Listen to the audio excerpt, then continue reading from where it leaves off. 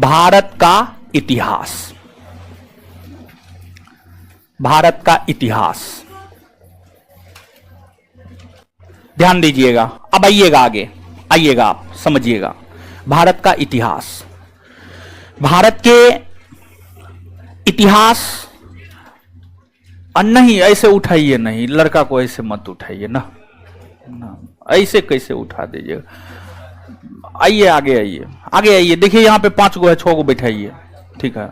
यहां 5 गो है, 6 गो बैठाइए, बैठाइए आप लोग ऐसे, ठीक है। टूल दीजिए, अब जो भी लड़की आ रही है उधर से टूल उसको दीजिए, टूल व्यवस्था करके दीजिए उसको, ठीक है। क्या नहीं मिलेगा वो, आप हमसे ले लीजिएगा, नहीं मिलेगा, ठीक है। नहीं मिलेगा, आप हमसे ले लीजिएगा, हमसे क्लास के बाद मिलिएगा, हम आपको दे देंगे। अब देखिए टूल लीजिए, बैठिए। चलिए अब आइए, अब आइए, अब हमको पढ़ाने दीजिए, ठीक है। ऐसे ये 2 दिन से क्लास नहीं हो रहा है, आप बैठिए ना, आप बैठिए ना महाराज, ठीक है। देखिए यहाँ पे टूल, यहाँ पे टूल ले लीजिए, लीजिए टूल। उधर से जो भी लड़की अब आ रही है ना उसको टूल देते जाइए, उसको बैठिए ना, बैठिए यहीं पे, बैठिए ना, यहीं बैठिए, यहाँ बैठिए, ठीक है। आगे आ जाइए, ठीक है। देखिए इधर कितना सारा टूल है, बैठिए। अब सब लड़की को टूल दीजिए, लड़का को नहीं उठाना है, ठीक है। चलिए भारत के इतिहास में जो है, हम आपको प्राचीन भारत का इतिहास पढ़ाना प्रारंभ किए थे। प्राचीन भारत का इतिहास पढ़ाना प्रारंभ किए थे, और प्राचीन भारतीय इतिहास में जो है सिलेबस हम आपको लिखा दिए थे, और फिर पहला चैप्टर हम आपको प्रारंभ कर दिए थे। और जो पहला चैप्टर था वह पहला चैप्टर था आपको प्राचीन भारतीय इतिहास को जानने के स्रोत। और प्राचीन भारतीय इतिहास को जानने के स्रोत को हम 3 भाग में बांटे थे: साहित्यिक स्रोत, विदेशी यात्रियों का विवरण और पुरातात्विक स्रोत। उसमें हम आपको साहित्यिक स्रोत के विषय में बता रहे थे, ठीक है। साहित्यिक स्रोत के विषय में बता रहे थे, तो एक बार जितना बताए हुए हैं साहित्यिक स्रोत के विषय में, एक बार उसका हम लोग रिवीजन कर लेते हैं, और उसके बाद जो है वहां से हम लोग कंटिन्यू हो जाएंगे। दीजिए थोड़ा कॉपी, कॉपी जो लिखे हैं पूरा कॉपी। चलिए 1-2 क्वेश्चन का जवाब दीजिए। भारत का सबसे प्राचीन धर्म ग्रंथ क्या? वेद है। वेद की रचना कौन भाषा में हुई? संस्कृत भाषा में। वेद का शाब्दिक अर्थ क्या होता है? पवित्र ज्ञान या वेदों की संख्या? ऋग्वेद, यजुर्वेद, सामवेद, अथर्ववेद। सबसे प्राचीन वेद, सबसे बाद का वेद। अच्छा, ऋग्वेद की रचना कौन क्षेत्र में हुआ है? सप्तसैंधव क्षेत्र में। और इसके बाद जो है यजुर्वेद, सामवेद, अथर्ववेद की रचना गंगा यमुना द्वाब क्षेत्र। और ऋग्वेद में कितने मंडल है, कितने सूक्त है? ऋग्वेद का पहला मंत्र किस देवता को समर्पित? ऋग्वेद में अग्नि की चर्चा कितनी बार? 200 बार। ऋग्वेद के 10 मंडलों में सबसे प्राचीन मंडल दूसरा से 7वां, दूसरा से गोत्र मंडल किसे कहा जाता है?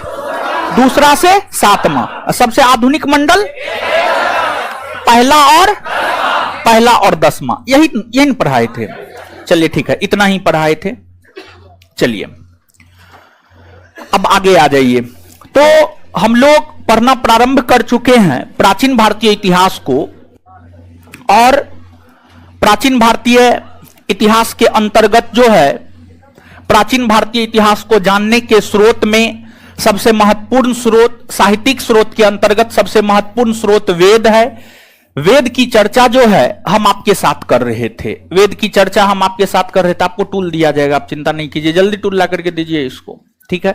वेद देखिए, देखिए यहां पे है, बढ़ा दीजिए उधर। वेद, वेद के विषय में हम आपको पिछले क्लास में भी ये बात बताए थे, और अभी तुरंत रिवीजन के दौरान भी हम आपको ये बात पूछे हैं, आप सभी लोग जवाब भी दिए हैं कि एक जो है आपको ऋग्वेद है, ऋग्वेद है। दूसरा जो है आपको यजुर्वेद है, दूसरा यजुर्वेद है। तीसरा को हम देखें तो तीसरा आपको सामवेद है, तीसरा आपको सामवेद है। और फिर चौथा को हम देखें तो चौथा जो है आपको क्या है, अथर्ववेद। चौथा आपको अथर्ववेद है। अब आप सभी लोग पिछले क्लास में यह बात जाने थे कि ऋग्वेद में 10 मंडल, 1028 सूक्त और लगभग 11,000 ऋचाएं हैं। उसी प्रकार से जो आपको यजुर्वेद है, यजुर्वेद में टोटल जो है आपको 1990 मंत्र है, 1990 मंत्र है। और फिर जो सामवेद है इसमें 1875 मंत्र है। और फिर जो अथर्ववेद है 20 अध्याय, 731 सूक्त और 6000 मंत्र है। 20 अध्याय, 731 सूक्त, 6000 मंत्र, 6000 मंत्र है, 6000 मंत्र है। इसमें आप समझिएगा कि देखिए जो वेद है, वेद मुख्य तौर पर पद में लिखा गया था। पद, पद में लिखा गया था। देखिए एक होता है गद और एक होता है पद। तो गद का मतलब क्या होता है और पद का मतलब क्या होता है, इसको आप समझिएगा। देखिए गद का मतलब होता है कहानी। गद का मतलब क्या होता है, कहानी। कहानी, कहानी में जो चीज लिखा होता है उसे हम लोग कहते हैं गद में लिखा हुआ है। और पद का मतलब होता है कविता। पद का मतलब होता है कविता। तो कविता में जो चीज लिखा हुआ है उसे हम लोग पद कहते हैं। क्या कहते हैं, पद कहते हैं। कहानी को पढ़कर समझना आसान होता है, लेकिन कविता को पढ़कर समझना आसान नहीं होता है, नहीं होता है। तो जो वेद है वह मुख्य तौर पर पद में लिखा हुआ था, कविता में लिखा हुआ था। कविता में लिखा हुआ था और संस्कृत भाषा में लिखा हुआ था। एक तो संस्कृत आज के डेट में हम समझ नहीं पाते हैं, और अगर कोई कविता हिंदी में भी होता है उसको भी हम लोग अच्छे ढंग से समझ नहीं पाते हैं। तो जो वेद था वह मुख्य तौर पर पद में लिखे हुए थे। लेकिन ध्यान रहे सभी वेदों में एक ऐसा वेद है जो गद और पद दोनों में था, जो गद और पद दोनों में था। वो है आपको यजुर्वेद। वो कौन है आपको, यजुर्वेद। तो जो यजुर्वेद है, यजुर्वेद आपको गद और पद दोनों में था, गद और पद दोनों में था। और ध्यान रहे कि जैसा कि आपने वेद को 4 भाग में बांटा है, वैसे ही जो यजुर्वेद है, यजुर्वेद को भी हम लोग 2 भाग में बांट कर पढ़ते हैं। और यजुर्वेद को जो हम लोग 2 भाग में बांट कर पढ़ते हैं, एक होता है आपको शुक्ल यजुर्वेद और एक होता है आपको कृष्ण यजुर्वेद। एक होता है शुक्ल यजुर्वेद और एक होता है आपको कृष्ण यजुर्वेद। कृष्ण भगवान का नाम है, कृष्ण भगवान भी है। और कृष्ण दिन में है, रात में है, सुबह है, शाम है, दोपहर है, हर जगह है, हर समय है, हर स्थिति में है, हर परिस्थिति में है। तो अब यजुर्वेद में भी जो कृष्ण यजुर्वेद है, कृष्ण यजुर्वेद है, यही गद और पद दोनों में है। शुक्ल यजुर्वेद को हम देखें तो जो शुक्ल यजुर्वेद है यह सिर्फ और सिर्फ पद में है, यह सिर्फ और सिर्फ पद में है। तो यजुर्वेद एक ऐसा वेद है जो गद और पद दोनों में है। और इसमें भी जो यजुर्वेद है जिसको हम लोग 2 भाग में बांट कर पढ़ते हैं, शुक्ल और कृष्ण, इसमें जो शुक्ल यजुर्वेद है वो तो पद में ही है, लेकिन जो कृष्ण यजुर्वेद है ये गद और पद दोनों में, गद और पद दोनों में है। और जो यजुर्वेद है, अगर हम यजुर्वेद को देखें तो यजुर्वेद में यज्ञ के समय, यज्ञ आप समझते होंगे, यज्ञ के समय जो नियम कानून है उन बातों की चर्चा यजुर्वेद में देखने को मिलती है, जिस वजह से यजुर्वेद को कर्मकांडीय वेद कहा जाता है, कर्मकांडीय वेद कहा जाता है। और यजुर्वेद के बाद सामवेद है, और इसमें जो साम है, साम की अगर हम बात करें तो साम का अर्थ होता है गान। साम का क्या अर्थ होता है, गान। साम का अर्थ जो है आपको गान होता है। और भारतीय संगीत के 7 मूल स्वर है, भारतीय संगीत के 7 मूल स्वर है सा, रे, गा, मा, पा, धा, नी। नी नी नी तक ही, सा नहीं, नी तक ही है। इसको टूल दीजिए खोज करके, दे रहा है आपको, चिंता मत कीजिए। सा, रे, गा, मा, पा, धा, नी। तो ये जो 7 शब्द है, इस 7 शब्द की उत्पत्ति जो है आपको सामवेद से हुई है। यही कारण है कि सामवेद को भारतीय संगीत का जनक कहा जाता है। सामवेद को भारतीय संगीत का जनक, भारतीय संगीत का जनक। और ध्यान रहे कि सामवेद में जो टोटल 1875 मंत्र है, इसमें अधिकतर ऐसे मंत्र है जो ऋग्वेद से लिए गए हैं। सामवेद का मूल मंत्र मात्र 99 है। सामवेद का जो मूल मंत्र है वो मात्र 99 है। उसके बाद सभी के सभी मंत्र जो है आपको ऋग्वेद से लिए गए हैं। मतलब सामवेद एक ऐसा वेद है जो कि आपको ऋग्वेद पर आधारित है। किस पर आधारित? ऋग्वेद पर आधारित है। और ध्यान रहे कि जो ऋग्वेद, यजुर्वेद, सामवेद है, ये तीनों ऐसे वेद हैं जिसमें सिर्फ और सिर्फ आर्य की चर्चा हुई है, जिसमें सिर्फ और सिर्फ आर्य की चर्चा हुई है। और ध्यान दीजिएगा यहां पर जो आर्य है, आर्य लोग ही वैदिक सभ्यता के निर्माता थे। जैसे आप हड़प्पा सभ्यता को पढ़िएगा तो हड़प्पा सभ्यता में 4 प्रकार के लोगों की उपस्थिति आपको देखने को मिलेगी। प्रोटो ऑस्ट्रेलाइड, अल्पाइन, मंगोलाइड, भूमध्य सागरीय। इसमें जो है सबसे ज्यादा मात्रा में भूमध्य सागरीय देखने को मिलता है, और सबसे ज्यादा मात्रा में भूमध्य सागरीय देखने को मिलता है। यही कारण है कि हड़प्पा सभ्यता का निर्माता भूमध्य सागरीय प्रजाति के लोगों को माना जाता है। लेकिन उसी प्रकार से जब हड़प्पा सभ्यता का पतन हुआ तो एक दूसरी सभ्यता का उदय हुआ, वैदिक सभ्यता। और जो आपको वैदिक सभ्यता है, वैदिक सभ्यता का निर्माता आर्य लोग को कहा जाता है, आर्य लोग को कहा जाता है। और ऋग्वेद, यजुर्वेद, सामवेद, इन तीनों में सिर्फ और सिर्फ आर्य की चर्चा है। इसलिए इन तीनों वेदों को वेद त्रयी कहा जाता है, 3 पवित्र वेद कहा जाता है। वेद त्रयी कहा जाता है, 3 पवित्र वेद कहा जाता है, 3 पवित्र वेद कहा जाता है। फिर इसके बाद जो अथर्ववेद है, जो कि सबसे बाद का वेद है, सबसे बाद का वेद है। और इस वेद की रचना अथर्वा ऋषि के द्वारा इस वेद की जो है आपको रचना की गई है। और अथर्ववेद में आर्य और अनार्य दोनों की चर्चा है। जो अथर्ववेद है उसमें आर्य की तो चर्चा है ही, आर्य के साथ साथ जो है उसमें अनार्य की भी चर्चा है। इसलिए इसको पवित्र वेद की श्रेणी के अंतर्गत नहीं रखा जाता है। आपसे आपके परीक्षा में पूछा जाता है। और ध्यान रहे कि ये जो आपको हम बता रहे हैं, यहां से प्रश्न आपके परीक्षा में आए हैं और आगे भी आने की संभावना है। आगे हम आपको प्रश्नों से अवगत करवाएंगे। जब हम आपको पहला क्लास ले रहे थे तो वहां पर 2-3 प्रश्न से हम आपको अवगत करवाए थे। कुछ याद है आपको? हम आपको बताए थे कि पाषाण युग से एक क्वेश्चन पूछा गया है, पॉलिश्ड उपकरण संस्कृति किस कालखंड को कहते हैं। फिर हड़प्पा सभ्यता किस कालखंड के अंतर्गत आता है, एक बीपीएससी का पूछा हुआ क्वेश्चन था और एक बिहार दरोगा का पूछा हुआ क्वेश्चन था। क्वेश्चन से हम आपको अवगत करवाए हैं ना? हाँ, तो उसी प्रकार से जो है यहां पर भी हम आगे क्वेश्चन से अवगत करवाएंगे। जब हम चीज बता देंगे तब हम क्वेश्चन से आपको अवगत करवाएंगे। तो अथर्ववेद सबसे बाद का वेद है।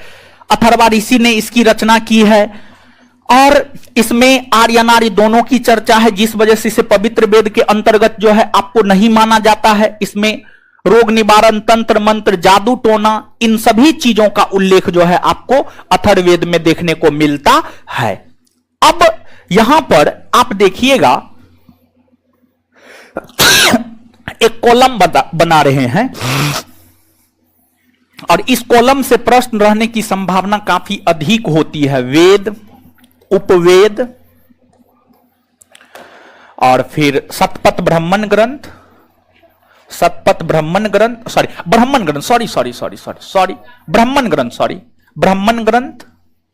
ब्राह्मण ग्रंथ और फिर जो है पाठकर्ता। ये बड़ी महत्वपूर्ण कॉलम है। यहां से प्रश्न पूछने की काफी अधिक संभावना होती है।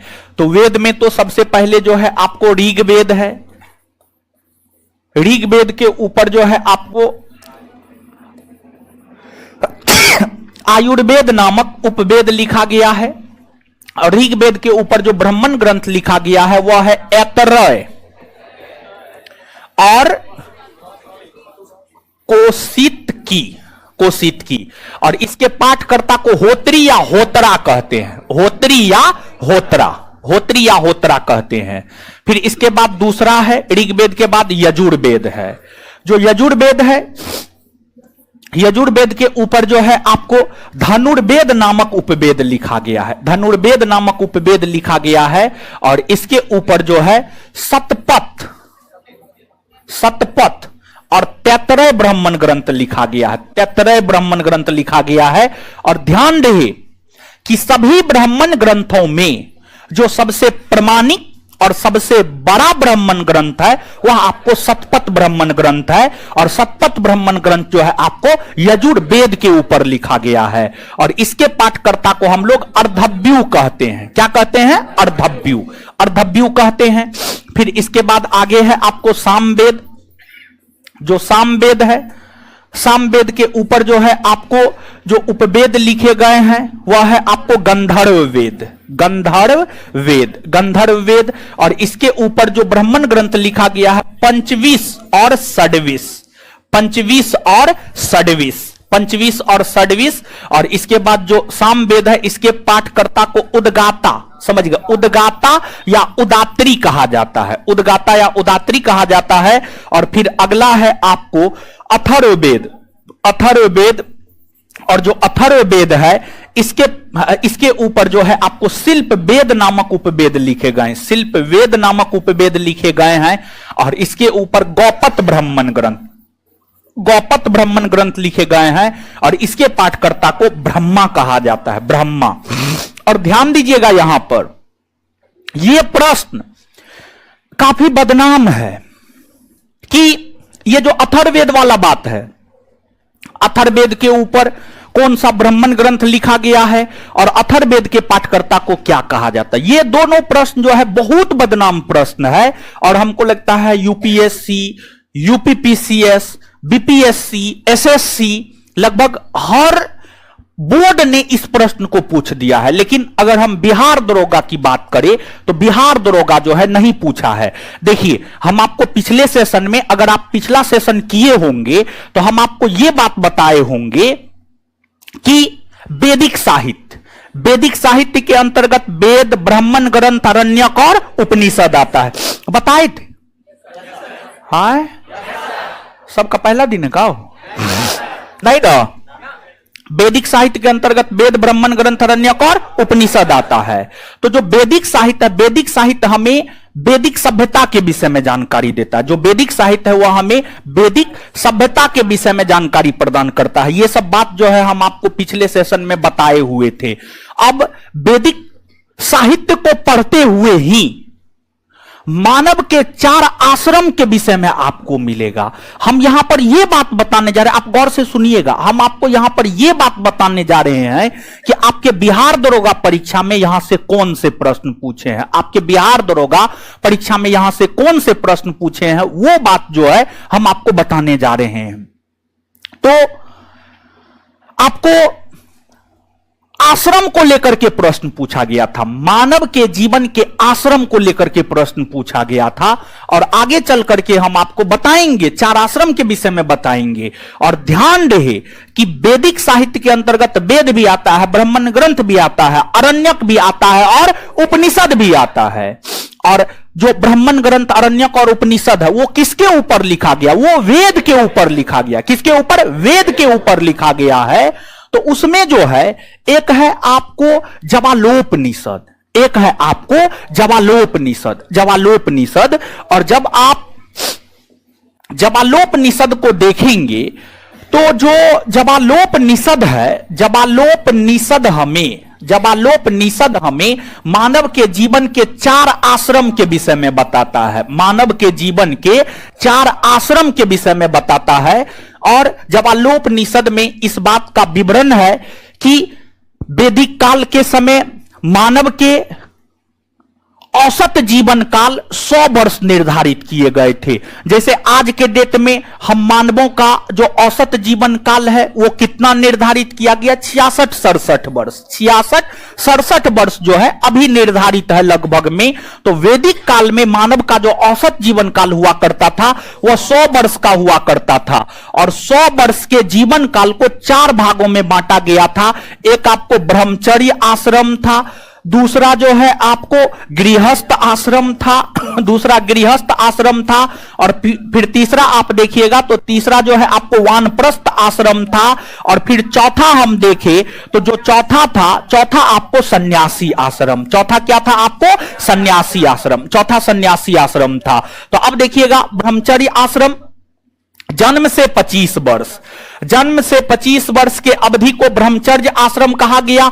और इस समय जो मानव का मूल तौर पर काम होता है वह अध्ययन करना, ब्रह्मचर्य धर्म का पालन करते हुए, अध्ययन करते हुए अपने जीवन में सफलता को प्राप्त करना, इस समय मानव का काम होता है। और यहां पर अधिकतर लोग ऐसे होंगे जो 20 और 25 के बीच में होंगे। तो आप वैदिक साहित्यों के अनुकूल भी जो है, अभी आपका उम्र पढ़ने का है तो मेरे ख्याल से आपको सिर्फ पढ़ने पे ध्यान देना चाहिए। इसके बाद दूसरा है गृहस्थ आश्रम। अगर हम गृहस्थ आश्रम की बात करें तो 25 वर्ष से लेकर के 50 वर्ष के अवधि को गृहस्थ आश्रम कहा जाता है। और गृहस्थ आश्रम में मानव का जो काम होता है, मानव का काम होता है शादी विवाह करके संतान की उत्पत्ति करना। गृहस्थ आश्रम में मानव का काम होता है शादी विवाह करके संतान की उत्पत्ति करना। और अगर आप ऐसा नहीं करते हैं तो फिर आप ऋण से मुक्त नहीं हो पाते हैं, क्योंकि वैदिक साहित्य को जब आप पढ़ेंगे तो वैदिक साहित्य में जो है आगे चल करके आपको ऋण की चर्चा मिलेगी, वैदिक साहित्य में आगे चल करके आपको ऋण की चर्चा मिलेगी। और अगर आप ऋण को पढ़ेंगे तो ऋण 3 प्रकार का होता है, ऋण जो है आपको 3 प्रकार का होता है। एक आपको पितृ ऋण होता है, पितृ ऋण होता है, एक आपको देव ऋण होता है, देव ऋण होता है, और एक आपको जो है ऋषि ऋण होता है। समझ गए, एक आपको ऋषि ऋण होता है। और ध्यान रहे ऋण में मातृ ऋण नहीं आता है, ऋण में मातृ ऋण नहीं आता है, लेकिन पितृ ऋण आता है, देव ऋण आता है और ऋषि ऋण आता है। तो देखिए इन ऋणों से हमें मुक्त होना होता है, और इन ऋणों से मुक्त हम लोग मुख्य तौर पर गृहस्थ आश्रम में होते हैं। इन ऋणों से मुक्त हम लोग मुख्य तौर पर गृहस्थ आश्रम में होते हैं। तो कैसे इन ऋणों से हम मुक्त हो सकते हैं? तो पहला पितृ ऋण है, पहला पितृ ऋण है। आप पितृ ऋण से तब मुक्त हो सकते हैं जब आप शादी विवाह करके संतान की उत्पत्ति कर लेते हैं। जब आप शादी विवाह करके संतान की उत्पत्ति कर लेते हैं तब यह माना जाता है कि आप पितृ ऋण से मुक्त हो गए हैं। इसके बाद अब संतान उत्पत्ति के बाद यह नहीं कि उसको रोड पे छोड़ देना है, नहीं। अगर आपने संतान की उत्पत्ति की है तो उसे काबिल बनाइए, उसे काबिल बनाइए, उसे काबिल बनाइए मतलब उसे पढ़ाइए लिखाइए, उसको ऐसे रोड पे मत छोड़ दीजिए, बल्कि उसको जो है पढ़ाइए लिखाइए। और अगर आप अपने संतान को इस योग्य बना देते हैं कि वह अपने पैर पर खड़ा हो गया, तब यह माना जाएगा कि आप ऋषि ऋण से मुक्त हो गए हैं, तब यह माना जाएगा कि आप ऋषि ऋण से मुक्त हो गए हैं। अगला है देव ऋण। हिंदू धर्म के अंतर्गत जो बूढ़े बुजुर्ग होते हैं, जो बूढ़े बुजुर्ग होते हैं वो देखेंगे कि हमेशा अपने संतान को कहेगा फलना जग करवा दो ना, चिल्ला करवा दो, ढेकना करवा दो ना। समझ गए? तो देखिए हिंदू धर्म साहित्य यह कहता है कि मानव को अपने जीवन के अंतिम समय में बड़े बड़े यज्ञ करवाना चाहिए। और जब हम बड़े बड़े यज्ञ करवाते हैं तो उससे जो है हम देव ऋण से मुक्त होते हैं, उससे हम देव ऋण से मुक्त होते हैं। समझ गए? तो मुख्य तौर पर अगर आप पितृ ऋण और ऋषि ऋण को देखेंगे तो ये दो ऋण से आप गृहस्थ आश्रम में मुक्त हो सकते हैं। लेकिन अगर आपको देव ऋण से मुक्त होना है तो आपको एक तो अपने जीवन के अंतिम समय में घर का मोह माया हर चीज छोड़ना होगा, घर को त्यागना होगा, भगवान को याद करना होगा, भगवान के स्मरण में, ईश्वर के स्मरण में जो है बड़े बड़े यज्ञ आपको करवाने होंगे। और जब आप जाकर के बड़े बड़े यज्ञ करवाएंगे तभी जाकर के आप देव ऋण से मुक्त हो सकते हैं, नहीं तो आप देव ऋण से मुक्त नहीं हो सकते हैं। इसके बाद वानप्रस्थ आश्रम है। वानप्रस्थ आश्रम की हम बात करें तो 50 से 75 वर्ष, 50 से 75 वर्ष। और इस समय मानव का जो काम होता है, मानव का काम यह होता है कि इस समय मानव घर में रहे, मालिक की भांति रहे और अपने संतान को जो है दिशा निर्देश दे, आपको क्या करना चाहिए, क्या नहीं करना चाहिए, कैसे करना चाहिए, यह तमाम प्रकार का दिशा निर्देश दे, एक मालिक की भांति घर में रहना चाहिए। इसके बाद अगला है सन्यासी आश्रम, 75 से 100 वर्ष। यह जीवन की अंतिम अवस्था मानी जाती थी और जीवन के इस अंतिम अवस्था में यह मान्यता है कि आपको मोह, माया, बंधन, रिश्ता, हर चीज को तोड़ देना है, हर चीज को तोड़ देना है, घर से निकल जाना है। कहीं भी पर्वत, पहाड़, पठार, मैदान, कहीं पर भी मंदिर है, वहां पर जाकर के बैठिए, पूरे परिवार को भूल जाइए, राम नाम जपिए, उसी में आपका कल्याण है। यही आपको सन्यासी आश्रम होता है, समझिए, यही आपको सन्यासी आश्रम होता है। और जीवन का सबसे बेहतरीन आश्रम यही सन्यासी आश्रम होता है, समझ गए, अगर आप तौर तरीका से करते हैं तब। नहीं तो ये सब में तो, ब्रह्मचर्य आश्रम में तो जब तक समझते हैं तब तक ही 25 वर्ष पार हो जाता है, समझ गए। ये दोनों बड़ी टेंशन वाला है और ये जो है बड़ी अच्छा है, भगवान का नाम ले रहे हैं, उसमें ही तो सुकून है, समझ गए। तो ये चीज है। तो देखिए आपके परीक्षा में क्या पूछा गया था। हाँ, अब परीक्षा के क्वेश्चन पे आते हैं। आपके बिहार दरोगा परीक्षा में हम आपको क्वेश्चन बैंक दिए भी हैं और नहीं भी दिए हैं, कुछ लोग को मिला है, कुछ लोग को नहीं मिला, हमको पता है। अब उसी को मिलेगा जो एडमिशन लेंगे, क्योंकि कितना भी बंटवा देते हैं, हर बैच का मेरा अपना अनुभव है, कितना भी बंटवा देते हैं तो वो पूर्ति नहीं हो पाता है। बाद में विद्यार्थी कंप्लेन करता, हमको नहीं मिला, हमको नहीं मिला, हम एडमिशन लिए, हम फलना किए, चिल्ला किए, ढेकना किए। तो एडमिशन के वक्त ही व्यवस्था करवा देते, जैसे एडमिशन हुआ, एडमिशन के साथ ही वो चीज आपको मिल जाएगा, ठीक है। अगर आप कहिएगा आपको नहीं मिला है या मिला है, पूछेंगे सीधा एडमिशन हुआ, एडमिशन हुआ तो मिल गया, एडमिशन नहीं हुआ मतलब नहीं मिलेगा, समझ गए। तो आपके बिहार दरोगा परीक्षा में क्वेश्चन ये पूछा गया था, निम्नलिखित का मिलान करे। ये दिया हुआ था, इधर से उम्र सब दिया हुआ था, इसमें मिलान करना था, किसका क्या होगा, किसका क्या नहीं होगा। तो ये प्रश्न जो है आपको आया है। तो कुल मिलाकर के देखिएगा ना, फिर इस बार 2213 वाला में यह क्वेश्चन आया था कि हड़प्पा सभ्यता के अंतर्गत सूती कपड़ा के टुकड़े का प्रमाण कहां से मिला है, तो मोहनजोदड़ो से मिला है, समझ गए। तो कुल मिलाकर के देखिएगा, पूरा इतिहास महत्वपूर्ण है, चाहे हड़प्पा सभ्यता हो, वैदिक सभ्यता हो, पाषाण युग हो। तो ये सब क्वेश्चन बता करके हम आपको यह बात दिखाना चाह रहे हैं कि हर चैप्टर अपने आप में महत्वपूर्ण है, कोई भी चैप्टर को आप स्किप नहीं कर सकते हैं। और जब आप क्वेश्चन बैंक देखेंगे ना, तो जब भी क्वेश्चन पूछा है ना, तो एक ही चैप्टर से दो दो क्वेश्चन पूछ दिया है। अगर आपका वो चैप्टर गायब, अगर 2-3 क्वेश्चन पूछ दिया तो आपका रिजल्ट भी गायब। तो काफी सलीका से, गंभीरता से हर चीज को धीरे धीरे हम लोग पढ़ते जाएंगे, ठीक है। अब नीचे से नोट डाउन करना प्रारंभ कीजिए। कुछ बात जो पिछले क्लास में बताए थे, लिखाए नहीं थे, उसको भी नोट डाउन करवा देंगे, और जो आज बताए हैं लिखाए नहीं उसको भी नोट डाउन करवा देंगे। तो आप जल्दी से नोट डाउन करना प्रारंभ कीजिए। और एक चैप्टर आपको लिखना है, उसके बाद आपको नोट उट मिल जाएगा। एक चैप्टर लिखिए आप, ठीक है। और मेनली जो है ना, भाषा, लैंग्वेज प्रॉब्लम टीचर और स्टूडेंट के बीच थोड़ा सा होता है।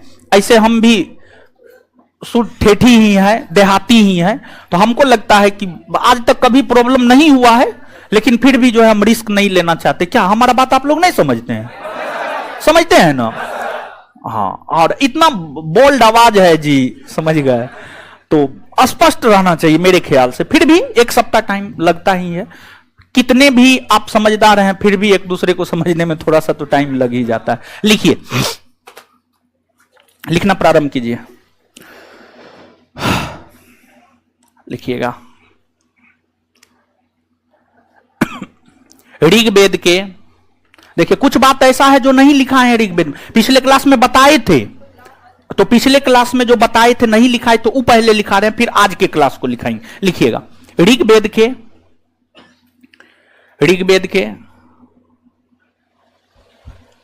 के तीसरे मंडल में, ऋग्वेद के तीसरे मंडल में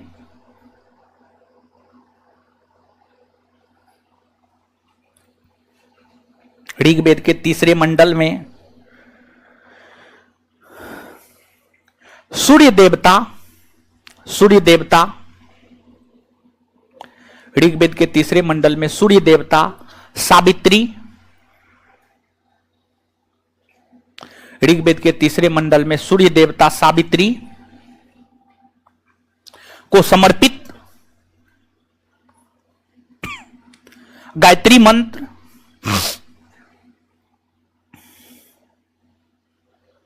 गायत्री मंत्र का उल्लेख है, फुल स्टॉप। गायत्री मंत्र की रचना, गायत्री मंत्र की रचना, गायत्री मंत्र की रचना, गायत्री मंत्र की रचना, रचना, रचना विश्वामित्र ने की है, विश्वामित्र ने की है, विश्वामित्र ने की है, विश्वामित्र ने की है, विश्वामित्र ने की है, फुल स्टॉप। विश्वामित्र ने की है, फुल स्टॉप। आगे ऋग्वेद के चौथे मंडल में अगला पॉइंट, पॉइंट वाइज लिखिएगा। ऋग्वेद के चौथे मंडल में, ऋग्वेद के चौथे मंडल में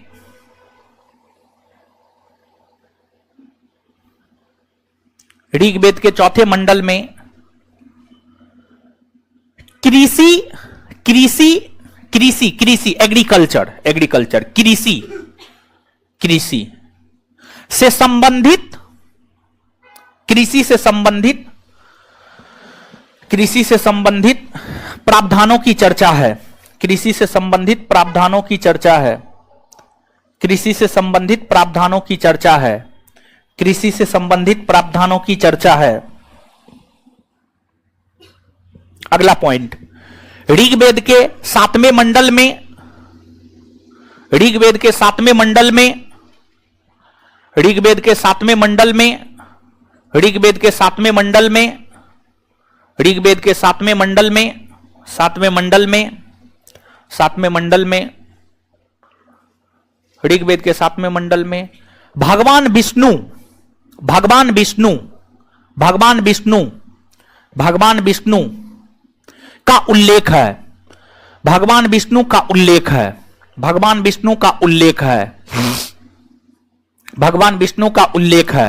आगे ऋग्वेद के नवें मंडल में, हाँ पॉइंट, अगला पॉइंट देकर के, ऋग्वेद के नवें मंडल में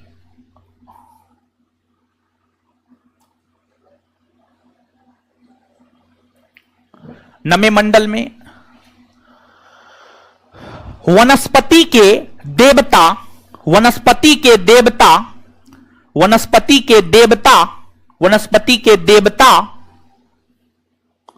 सोम देवता, वनस्पति के देवता सोम देवता, वनस्पति के देवता सोम देवता का उल्लेख है, वनस्पति के देवता सोम देवता का उल्लेख है, वनस्पति के देवता सोम देवता का उल्लेख है, का उल्लेख है, का उल्लेख है। आगे ऋग्वेद के 10वें मंडल में, ऋग्वेद के 10वें मंडल में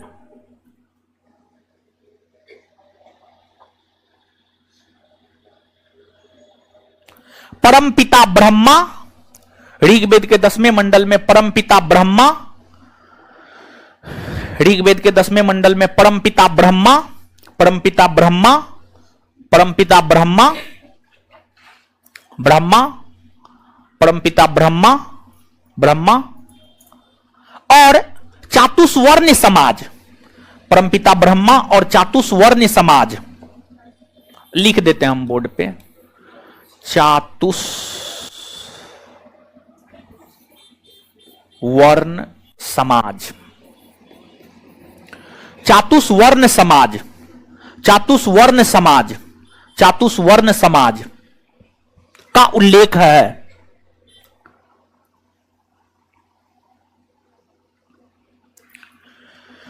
इस एक मिनट 10वें मंडल में, सॉरी इस नहीं, 10वें, उसी में कंटिन्यू, 10वें मंडल में, 10वें मंडल में, 10वें मंडल में यह कहा गया है कि 10वें मंडल में, 10वें मंडल में, 10वें मंडल में यह कहा गया है कि 10वें मंडल में यह कहा गया है कि 10वें मंडल में यह कहा गया है कि यह कहा गया है कि परम पिता ब्रह्मा के मुख से परम पिता ब्रह्मा के मुख से परम पिता ब्रह्मा के मुख से परम पिता ब्रह्मा के मुख से ब्राह्मण की उत्पत्ति, परमपिता ब्रह्मा के मुख से मुख मुख मुंह मुंह मुंह मुख से ब्राह्मण की उत्पत्ति, ब्राह्मण की उत्पत्ति कोमा कोमा कोमा भुजा से भुजा से भुजा से भुजा से क्षत्रिय की उत्पत्ति, भुजा से क्षत्रिय की उत्पत्ति कोमा जांग से वेश्य की उत्पत्ति, जांग से वेश्य की उत्पत्ति, जांग से वेश्य की उत्पत्ति, जांग से वेश्य की उत्पत्ति, जांग से वेश्य की उत्पत्ति, जांग से वेश्य की उत्पत्ति और पैर से पैर से पैर से शूद्र की उत्पत्ति, पैर से शूद्र की उत्पत्ति, पैर से शूद्र की उत्पत्ति हुई है, पैर से शूद्र की उत्पत्ति हुई है, फुल स्टॉप। इसमें इसमें इसमें उसी में कंटिन्यू, इसमें ब्राह्मण का काम अध्ययन और अध्यापन, इसमें ब्राह्मण का काम अध्ययन और अध्यापन,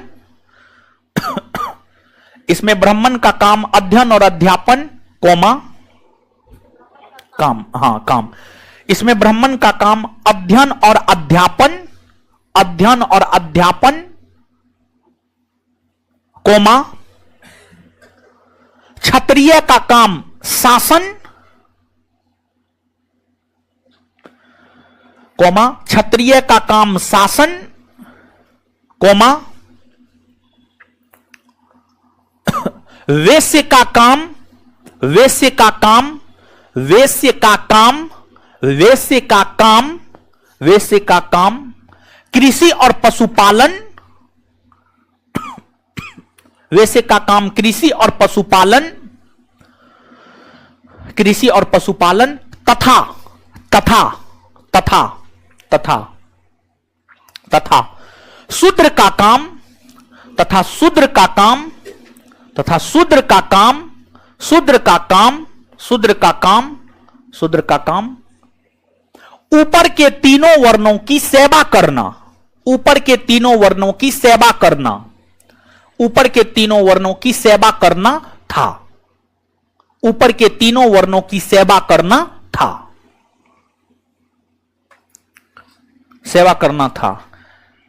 अब यहां पर एक चीज जो वेद है, वेद को 4 भाग में ऋग्वेद, यजुर्वेद, सामवेद, अथर्ववेद, ठीक है। तो वेद को 4 भाग में बांटा कौन है? वेद को 4 भाग में जो ऋग्वेद, यजुर्वेद, सामवेद, अथर्ववेद है, इसको बांटा है वेद व्यास ने बांटा है, वेद व्यास, वेद व्यास ने वेद को 4 भाग में बांटा, ऋग्वेद, यजुर्वेद, सामवेद, अथर्ववेद। नीचे से नोट देकर के इस पॉइंट को लिखिएगा। जानते हैं काफी सिंपल पॉइंट है, समझ गए, लेकिन यहां से क्वेश्चन आएगा तो विद्यार्थी थोड़ा इधर उधर होगा, लेकिन थोड़ा सा कॉमन सेंस लगा करके बनाया जा सकता है इस प्रश्न को। नीचे से लिखिएगा, नोट देकर के इसको लिखिएगा। वेद को 4 भागों में महर्षि वेद व्यास ने बांटा है, वेद को 4 भागों में, वेद को 4 भागों में महर्षि वेद व्यास ने बांटा है, महर्षि वेद व्यास ने बांटा है, महर्षि वेद व्यास ने बांटा है, महर्षि वेद व्यास ने बांटा है। अब आगे हेडिंग मारिएगा यजुर्वेद, यजुर्वेद, यजुर्वेद, हेडिंग मारिएगा यजुर्वेद, यजुर्वेद लिखिएगा जल्दी।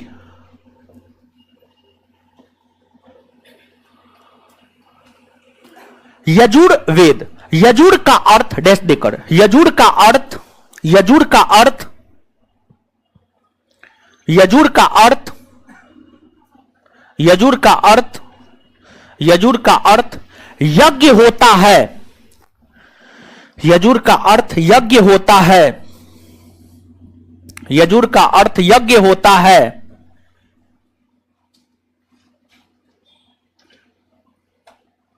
निशा कुमारी बैच परचेज करेंगे तब पीडीएफ प्रिंट का ऑप्शन आएगा, अदरवाइज नहीं आएगा। ऑनलाइन डेमो चलता रहेगा, ऑफलाइन का आज घोषणा करेंगे। चलिए, यजुर का अर्थ यज्ञ होता है। इस वेद में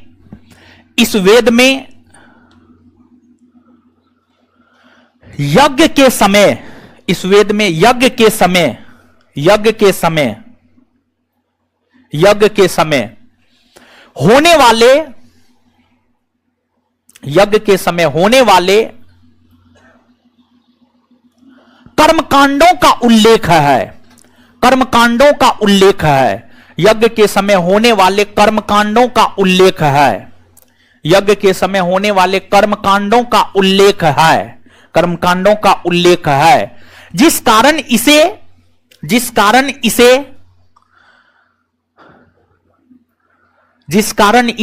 कर्मकांडीय वेद, जिस कारण इसे कर्मकांडीय वेद कहा जाता है। जिस कारण इसे कर्मकांडीय वेद कहा जाता है। कर्मकांडीय वेद कहा जाता है। कर्मकांडीय वेद कहा जाता है। Full stop. कर्मकांडीय वेद कहा जाता है। सामान्यतः उसी में कंटिन्यू लिखते जाइए। सामान्यतः वेद पद में लिखे गए हैं। सामान्यतः वेद पद में लिखे गए हैं। सामान्यतः वेद पद में लिखे गए हैं, लेकिन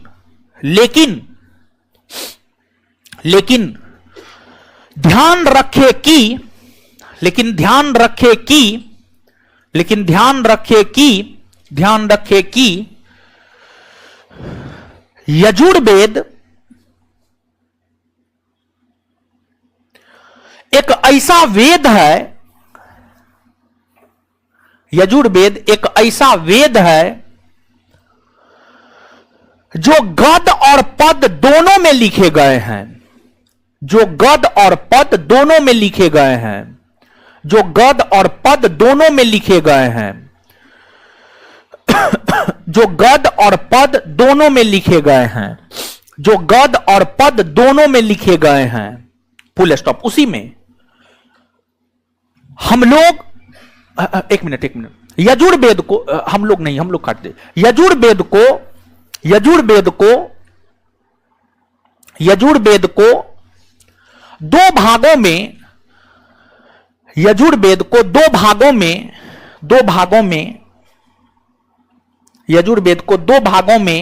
बांटकर, यजुर्वेद को दो भागों में बांटकर पढ़ते हैं। एक नंबर में कृष्ण यजुर्वेद, दो नंबर में शुक्ल यजुर्वेद। एक नंबर में कृष्ण यजुर्वेद, दो नंबर में शुक्ल यजुर्वेद। एक नंबर में कृष्ण यजुर्वेद, दो नंबर में शुक्ल यजुर्वेद। एक नंबर में कृष्ण यजुर्वेद, दो नंबर में शुक्ल यजुर्वेद। एक नंबर में कृष्ण यजुर्वेद, दो नंबर में Shukla Yajurveda. Full stop. Shukla Yajurveda. Full stop. इसमें कृष्ण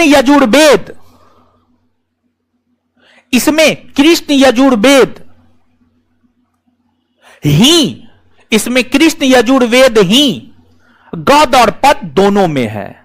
उसी में कंटिन्यू। इसमें कृष्ण यजुर्वेद ही गद और पद दोनों में है। इसमें कृष्ण यजुर्वेद ही गद और पद दोनों में है। गद और पद दोनों में है।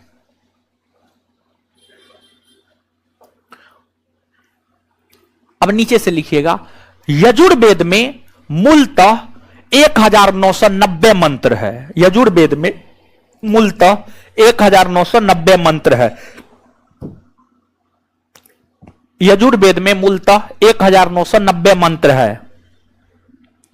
1990 मंत्र है। यजुर्वेद में मूलतः 1990 मंत्र है। 1990 मंत्र है, फुल स्टॉप। चलिए 1990 मंत्र है, फुल स्टॉप।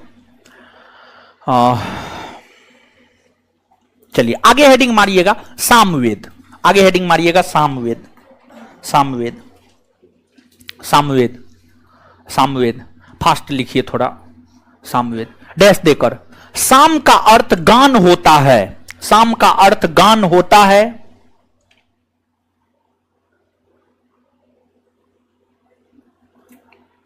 साम का अर्थ गान होता है, साम का अर्थ गान होता है, गान होता है, फुल स्टॉप,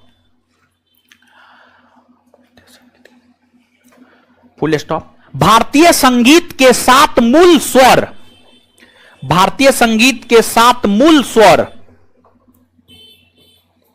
सा रे गा मा पा धी नी। भारतीय संगीत के 7 मूल स्वर सा रे गा मा पा धी नी। भारतीय संगीत के 7 मूल स्वर सा रे गा मा पा धा नी, पा धी नी की उत्पत्ति, की उत्पत्ति, की उत्पत्ति सामवेद से हुई है, सामवेद से हुई है, सामवेद से हुई है।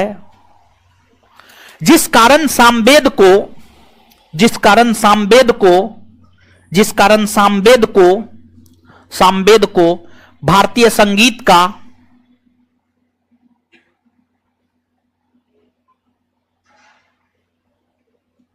अंकेश अजनबी को बताइए कैसे ही करेगा, ये एडमिशन ले लिया है।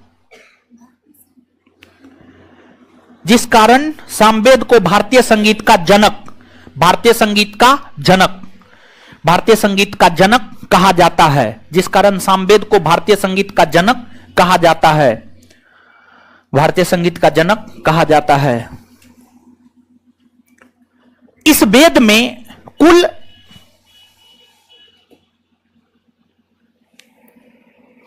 इस वेद में कुल 1875 मंत्र है, इस वेद में कुल 1875 मंत्र है।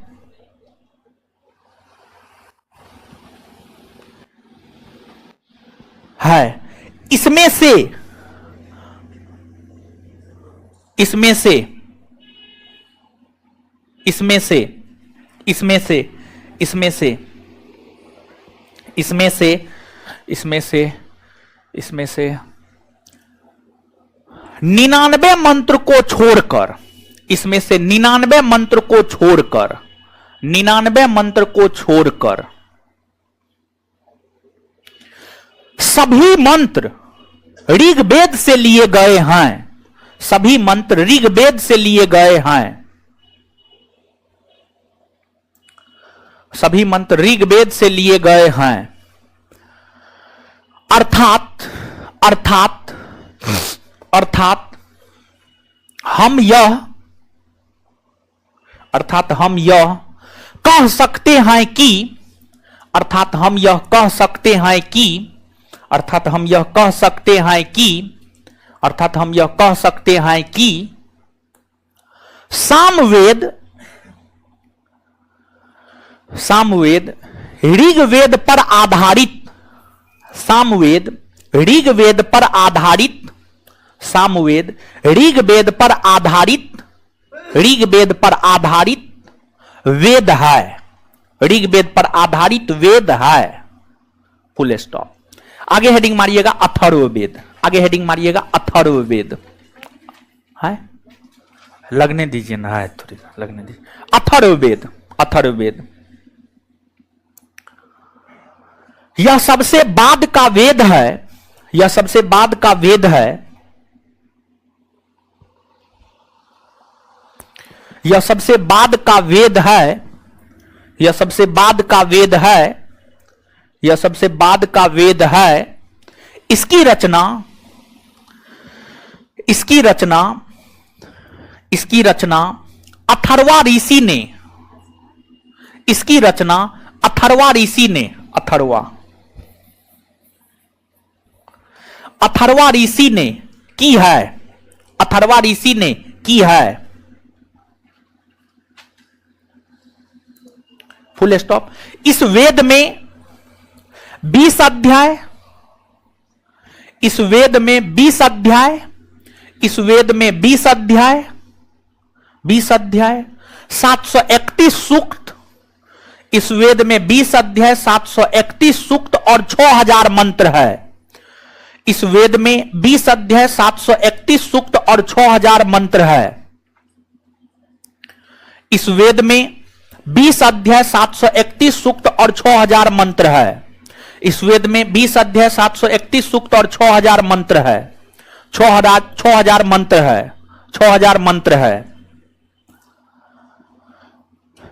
Full stop. इस वेद में, इस वेद में, इस वेद में, इस वेद में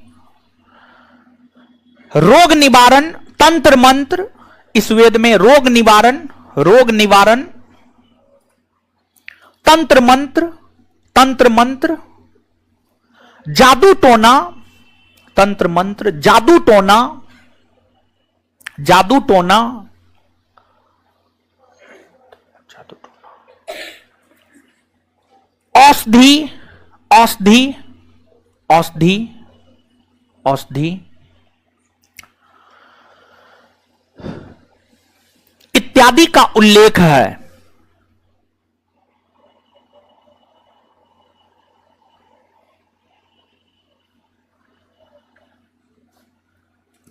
इस वेद में ही सभा और समिति को, इस वेद में ही सभा और समिति को, इस वेद में ही सभा और समिति को, इस वेद में ही सभा और समिति को प्रजापति की 2 पुत्री, इस वेद में ही सभा और समिति को प्रजापति की 2 पुत्री, इस वेद में ही सभा और समिति को प्रजापति की 2 पुत्री, प्रजापति की 2 पुत्री कहा गया है। इस वेद में ही सभा और समिति को प्रजापति की 2 पुत्री कहा गया है, कहा गया है। Full stop.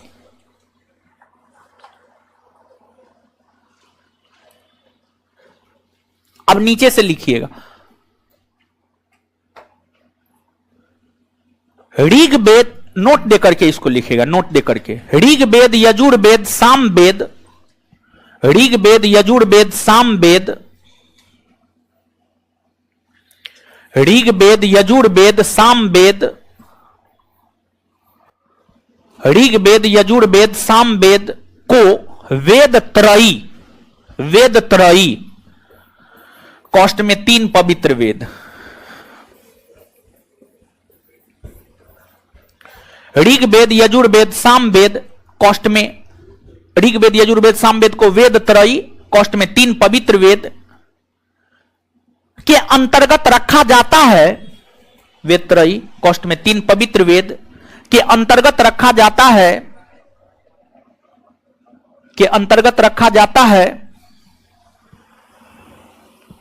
के अंतर्गत रखा जाता है, रखा जाता है, क्योंकि इन वेदों में, दीपक राज जी कल का क्लास नहीं हुआ है, क्योंकि इन वेदों में सिर्फ और सिर्फ, क्योंकि इन वेदों में सिर्फ और सिर्फ आर्य की चर्चा है, आर्य की चर्चा है। इन वेदों में सिर्फ और सिर्फ आर्य, आर्य की चर्चा है, क्योंकि इन वेदों में सिर्फ और सिर्फ आर्य की चर्चा है, आर्य की चर्चा है, आर्य की चर्चा है। Full stop. आर्य की चर्चा है, फुल स्टॉप। वहीं अथर्ववेद में, वहीं अथर्ववेद में, वहीं अथर्ववेद में आर्य और अनार्य दोनों की चर्चा है। वहीं अथर्ववेद में आर्य और अनार्य दोनों की चर्चा है। वहीं अथर्ववेद में आर्य और अनार्य, अनार्य लिख देते हैं, आर्य और अनार्य, वहीं अथर्ववेद में आर्य और अनार्य दोनों की चर्चा है। इसलिए उसे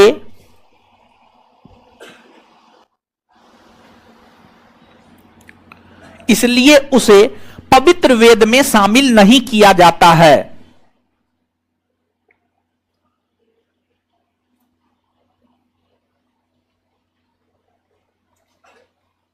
दीपक कुमार जी, हां, कोर्स आपके बिहार दरोगा परीक्षा जो होगा, परीक्षा जब भी हो, परीक्षा से 15 दिन पहले कोर्स खत्म कर देंगे, ठीक है।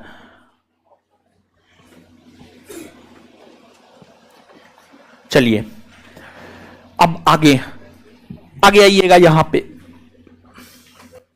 4 गो कॉलम बनाइए और जैसे लिखा हुआ है वैसे लिखिए। 4 गो कॉलम बना लीजिए। वेद, उपवेद, ब्राह्मण ग्रंथ, पाठकर्ता। 4 गो कॉलम बनाइए और जैसे लिखा हुआ है वैसे इसको छापिए, ठीक है। 4 गो कॉलम बनाइए। पहला कॉलम में लिखिए वेद, ऊपर में, दूसरा में लिखिए उपवेद, तीसरा में लिखिए ब्राह्मण ग्रंथ, चौथा में लिखिए पाठकर्ता, ठीक है। चौथा में लिखिए पाठकर्ता। वेद, उपवेद, ब्राह्मण ग्रंथ, पाठकर्ता, ठीक है। पहला कॉलम में वेद, दूसरा में उपवेद, तीसरा में ब्राह्मण ग्रंथ, चौथा में पाठकर्ता। वेद में लिखिएगा 1 नंबर में ऋग्वेद। वेद में लिखिएगा 1 नंबर में ऋग्वेद। ऋग्वेद ऋग्वेद के ऊपर जो उपवेद लिखा गया है आयुर्वेद। ऋग्वेद के ऊपर जो उपवेद लिखा गया है आयुर्वेद। आयुर्वेद आयुर्वेद आयुर्वेद। अब ऋग्वेद के ऊपर जो ब्राह्मण ग्रंथ लिखा गया है ऐतरेय और कौशितकी। ऐतरेय और कौशितकी। ऐतरेय और कौशितकी। ऐतरेय और कौशितकी। और इसके पाठकर्ता को कहते हैं होत्री।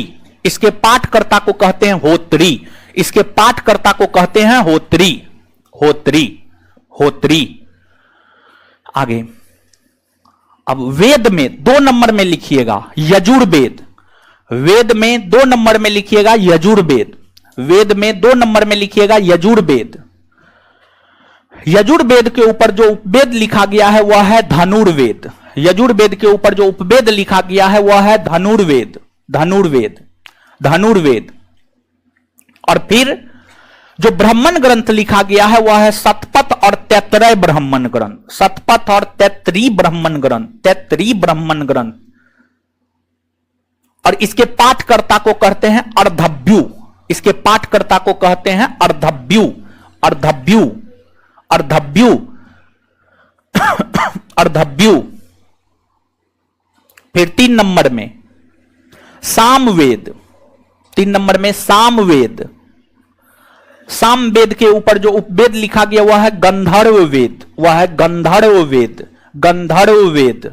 गंधर्व वेद। गंधर्व वेद। और सामवेद के ऊपर जो ब्राह्मण ग्रंथ लिखा गया वह है पंचवीस और षड्विश। पंचवीस और षड्विश। पंचवीस और षड्विश। पंचवीस और षड्विश। और इसके पाठकर्ता को कहते हैं उद्गाता। इसके पाठकर्ता को कहते हैं उद्गाता। इसके पाठकर्ता को कहते हैं उद्गाता। उद्गाता उद्गाता।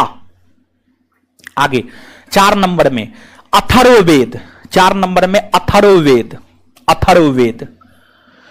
इसके ऊपर जो उपवेद लिखा गया है वह है शिल्पवेद। वह है शिल्पवेद। शिल्पवेद। और इसके ऊपर जो ब्राह्मण ग्रंथ लिखा गया है वह है गौपत ब्राह्मण ग्रंथ। गौपत ब्राह्मण ग्रंथ। और इसके पाठकर्ता को कहते हैं ब्रह्मा। इसके पाठकर्ता को कहते हैं ब्रह्मा।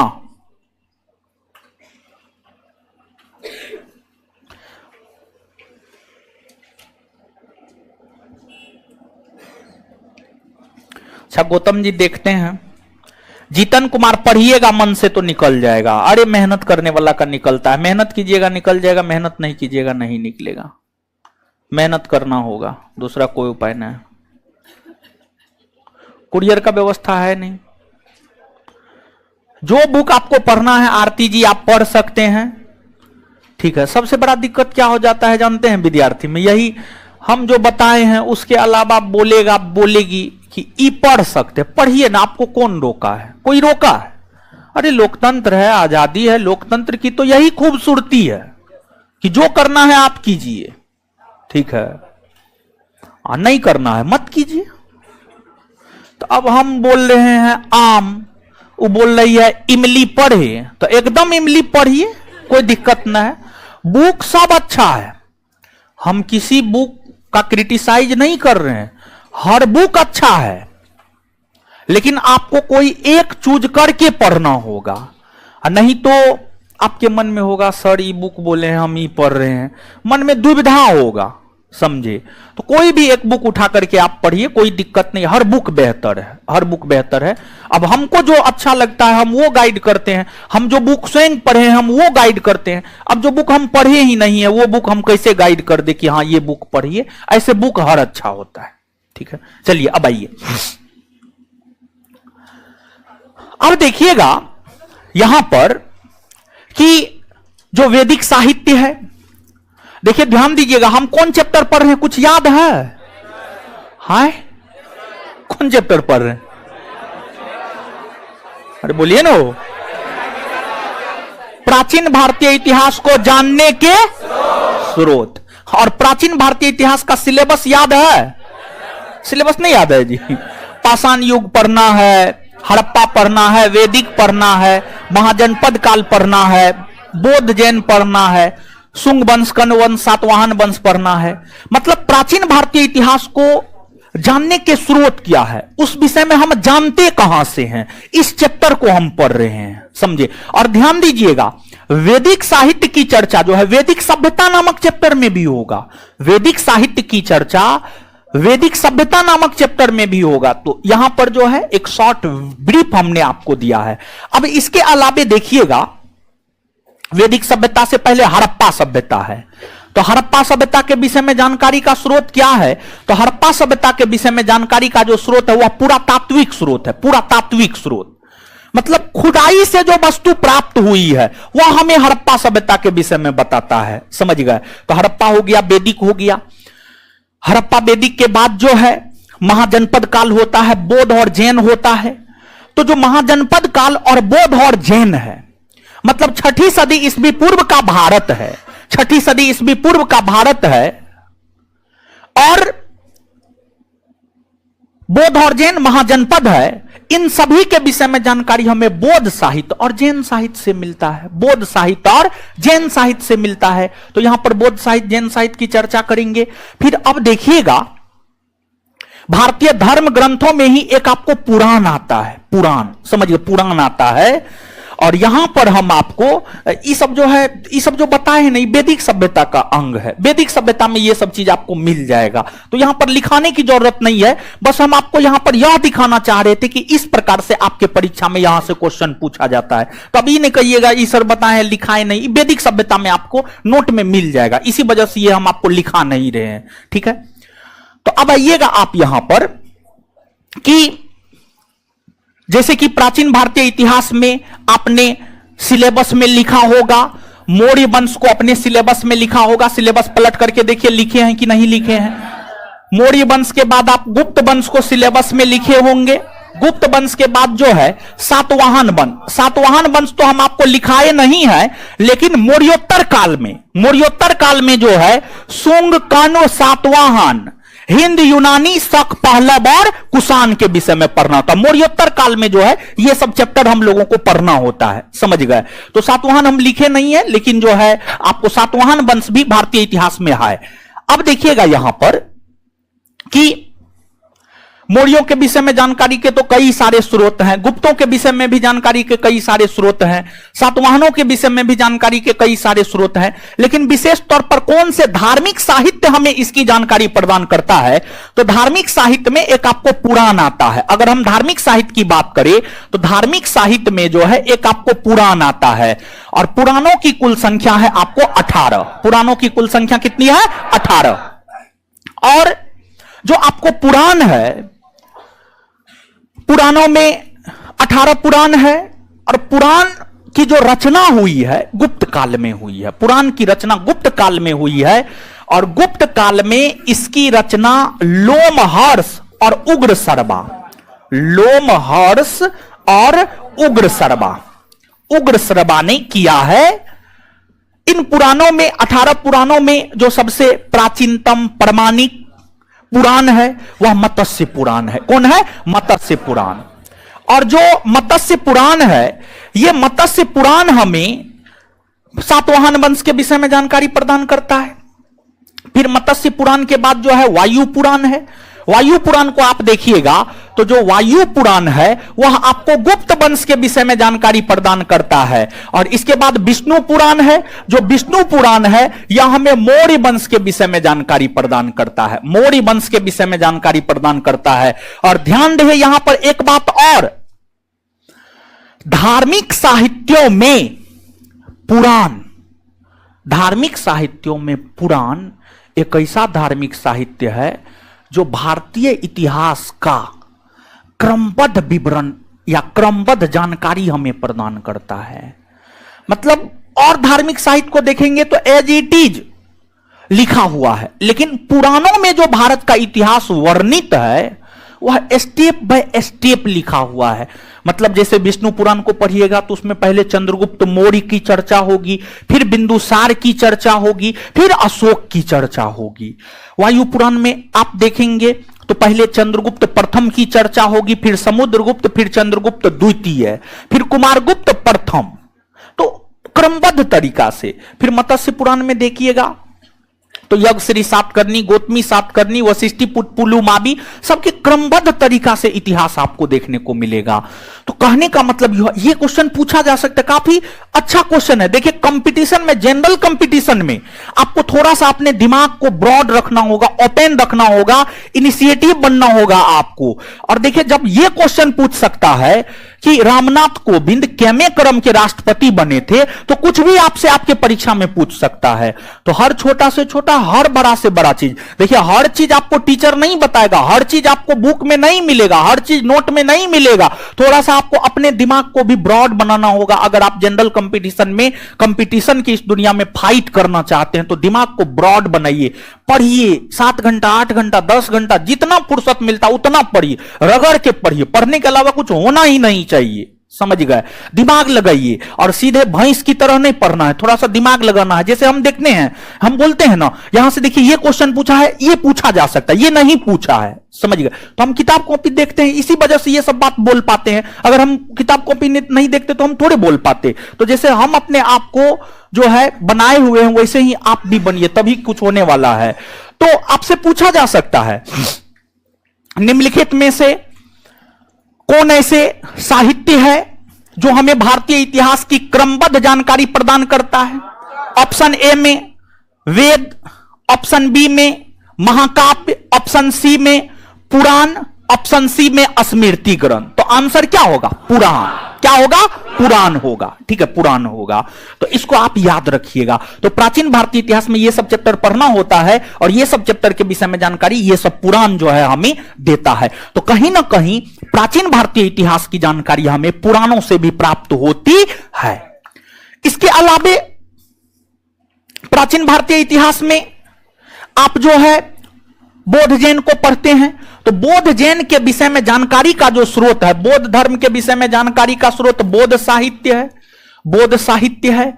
और ध्यान रहे कि बौद्ध साहित्य सिर्फ हमें बौद्ध धर्म के विषय में जानकारी नहीं देता है, बल्कि जो बौद्ध साहित्य है वह हमें कई राजवंशों के विषय में भी जानकारी देता है। जैसे कि बौद्ध साहित्य दीपवंश, महावंश, दीपवंश, महावंश नामक जो बौद्ध साहित्य है वह हमें मौर्य वंश के विषय में जानकारी प्रदान करता है। और जिन भी शासकों ने बौद्ध धर्म को अपनाया उनके विषय में भी जानकारी हमें बौद्ध साहित्य देता है। जैसे हर्षवर्धन, हर्षवर्धन ने बौद्ध धर्म को अपनाया है। जैसे कुषाण वंश के कनिष्क, कनिष्क ने बौद्ध धर्म को अपनाया है, तो कनिष्क के विषय में भी जानकारी हमें बौद्ध साहित्य देता है। हर्षवर्धन के विषय में जानकारी हमें बौद्ध साहित्य देता है। तो जो बौद्ध साहित्य है, हर बौद्ध आप देखेंगे, देखिए आप सोचते नहीं है, जैसे देखिए बौद्ध धर्म, जैन धर्म, ये दोनों ऐसा, ये चैप्टर, ये ऐसा चैप्टर है, 2-3 चैप्टर का नाम ले रहे हैं इतिहास में। बौद्ध जैन, भक्ति सूफी आंदोलन, 18वीं 19वीं सदी में सामाजिक धार्मिक सुधार आंदोलन, ये तीनों ऐसा चैप्टर है कि ये 3 चैप्टर से क्वेश्चन इतिहास नहीं पूछेगा ना, तो यह माना जाता है कि इतिहास से क्वेश्चन नहीं पूछा गया है। मतलब ये सब चैप्टर आपका स्ट्रांग होना चाहिए, और यहां से क्वेश्चन पूछेगा ही पूछेगा, क्योंकि इन चैप्टरों का संबंध सिर्फ अपने आप से नहीं है, बल्कि इन चैप्टरों का संबंध आप देखेंगे बौद्ध जैन का संबंध पूरे प्राचीन भारतीय इतिहास से है, भक्ति सूफी आंदोलन का संबंध पूरे मध्यकालीन भारतीय इतिहास से है, और 19वीं 20वीं सदी का सामाजिक धार्मिक सुधार आंदोलन का संबंध पूरे आधुनिक भारतीय इतिहास से है। मतलब वैसा चैप्टर जिसका कनेक्शन इतने ब्रॉड एरिया से हो, वहां से क्वेश्चन ना आए ऐसा पॉसिबल ही नहीं है। समझ गए? तो क्वेश्चन बैंक, आप बिहार दरोगा का क्वेश्चन बैंक पलट करके देखिएगा तो आपको मिल जाएगा। इन चैप्टरों से प्रश्न रहते ही रहते हैं, नहीं रहने का कोई सवाल ही नहीं है, 100% रहेगा। समझ गए? तो अब नीचे से लिखिए तो थोड़ा सा हेडिंग मारिएगा पुराण, पुराण, पुराण, हेडिंग मारिएगा पुराण, पुराण।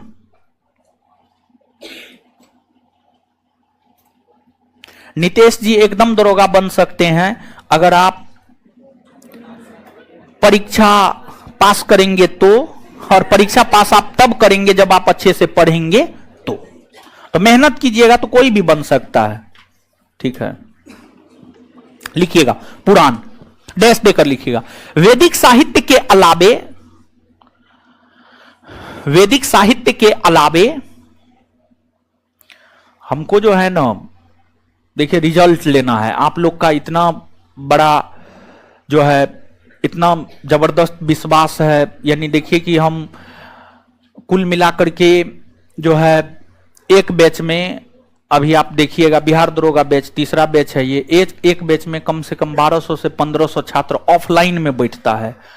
ऑनलाइन में भी हर बैच में आपको 5000 के अप्रॉक्स में जो है बच्चा ऑनलाइन भी पढ़ता है।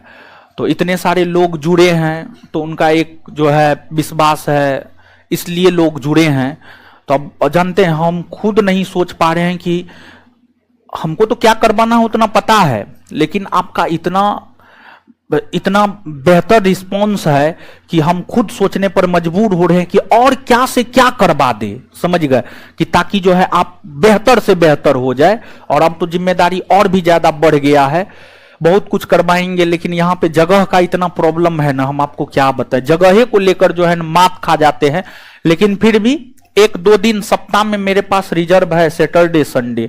जो भी एक्स्ट्रा करवाएंगे सैटरडे संडे को करवाएंगे और जल्दी शुरू कर देंगे। ठीक है, जल्दी शुरू कर देंगे, क्योंकि इंतजार करने में भलाई नहीं है। क्योंकि हम उस रोज पूछे थे तो मैक्सिमम न्यू कमर है, और न्यू कमर पर जो है बहुत ज्यादा मेहनत करना होगा।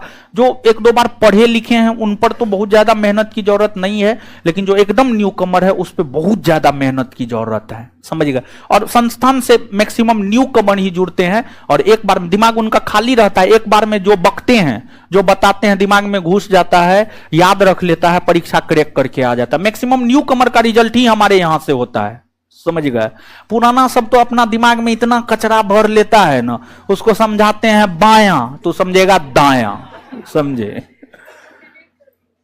तो सब चीज डिलीट करके आइए, एकदम ब्लैंक पूरा, और जो बोलते हैं वो कीजिए। समझे?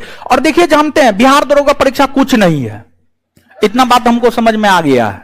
समझे? क्वेश्चन पे पकड़ जितना बेहतर, क्वेश्चन जितना, बहुत क्वेश्चन हम आपको करवाएंगे, हम आपको काउंट नहीं करेंगे, इतना क्वेश्चन करवा देंगे ना। खाली आप याद रख लीजिएगा ना, क्वेश्चन आएगा तो आपको जो करवाएंगे वहीं से आएगा। 100% नहीं, लेकिन जितना रिजल्ट चाहिए उतना। ठीक है, 100% लड़ जाएगा तो फिर दिक्कत है, भारी दिक्कत, केस उस हो जाएगा महाराज। शिक्षा मंत्री तो हम ही लोग के साइड का है, जान पहचान है बढ़िया से शिक्षा मंत्री। लिखिए, वैदिक साहित्य के अलावे, वैदिक साहित्य के अलावे क्वेश्चन पे प्रैक्टिस खूब करवाएंगे, आप विश्वास रखिए। ठीक है, और इतना क्वेश्चन प्रैक्टिस करवाएंगे ना, आप अंतिम तक देखिएगा ना, इतना क्वेश्चन प्रैक्टिस करवाएंगे कि रिजल्ट आप खुद दे दीजिएगा। समझे? लिखिए, वैदिक साहित्य के अलावे पुराण, पुराण भी हमें, वैदिक साहित्य के अलावे पुराण भी हमें, पुराण भी हमें वैदिक साहित्य के अलावे पुराण भी हमें प्राचीन भारतीय इतिहास के विषय में जानकारी प्रदान करता है। प्राचीन भारतीय इतिहास के विषय में जानकारी प्रदान करता है। प्राचीन भारतीय इतिहास के विषय में जानकारी प्रदान करता है। प्राचीन भारतीय इतिहास के विषय में जानकारी प्रदान करता है।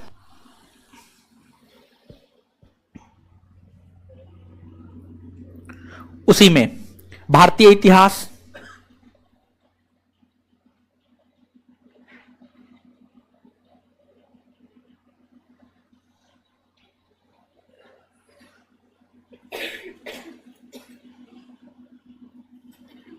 भारतीय इतिहास का क्रमबद्ध सिलसिलेवार लगातार बेहतर ढंग से भारतीय इतिहास का क्रमबद्ध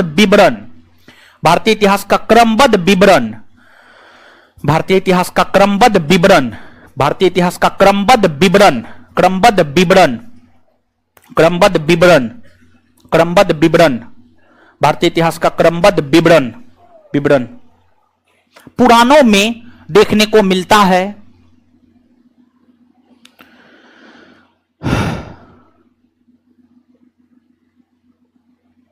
इसकी संख्या 18 है। इसकी संख्या 18 है। इसकी संख्या 18 है। 18 है। इसकी रचना गुप्त काल में इसकी रचना गुप्त काल में इसकी रचना गुप्त काल में इसकी रचना गुप्त काल में इसकी रचना गुप्त काल में लोमहर्ष और उग्र सर्वा लोमहर्ष और उग्र सर्वा लोमहर्ष और उग्र सर्वा लोमहर्ष और उग्र सर्वा लोमहर्ष और उग्र सर्वा लोमहर्ष और उग्र सर्वा उग्र सर्वा उग्र सर्वा उग्र सर्वा ने की है। लोमहर्ष और उग्र सर्वा ने की है। लोमहर्ष और उग्र सर्वा ने की है। Full stop. पुराणों में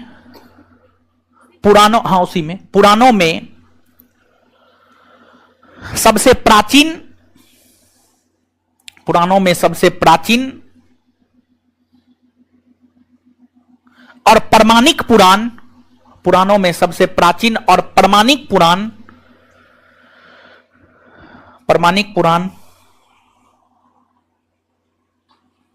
मत्स्य पुराण है। मत्स्य पुराण है। मत्स्य पुराण है। मत्स्य पुराण है। मत्स्य पुराण है जो हमें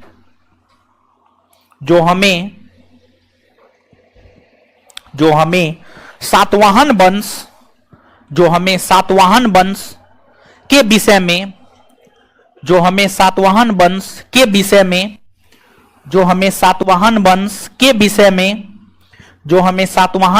के विषय में जानकारी प्रदान करता है। जो हमें सातवाहन वंश के विषय में जानकारी प्रदान करता है तो वही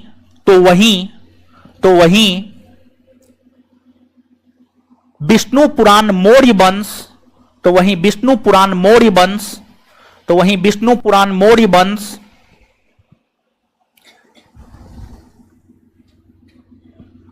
और वायु पुराण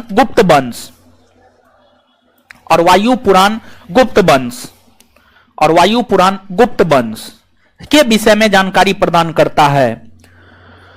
वायु पुराण गुप्त वंश के विषय में जानकारी प्रदान करता है।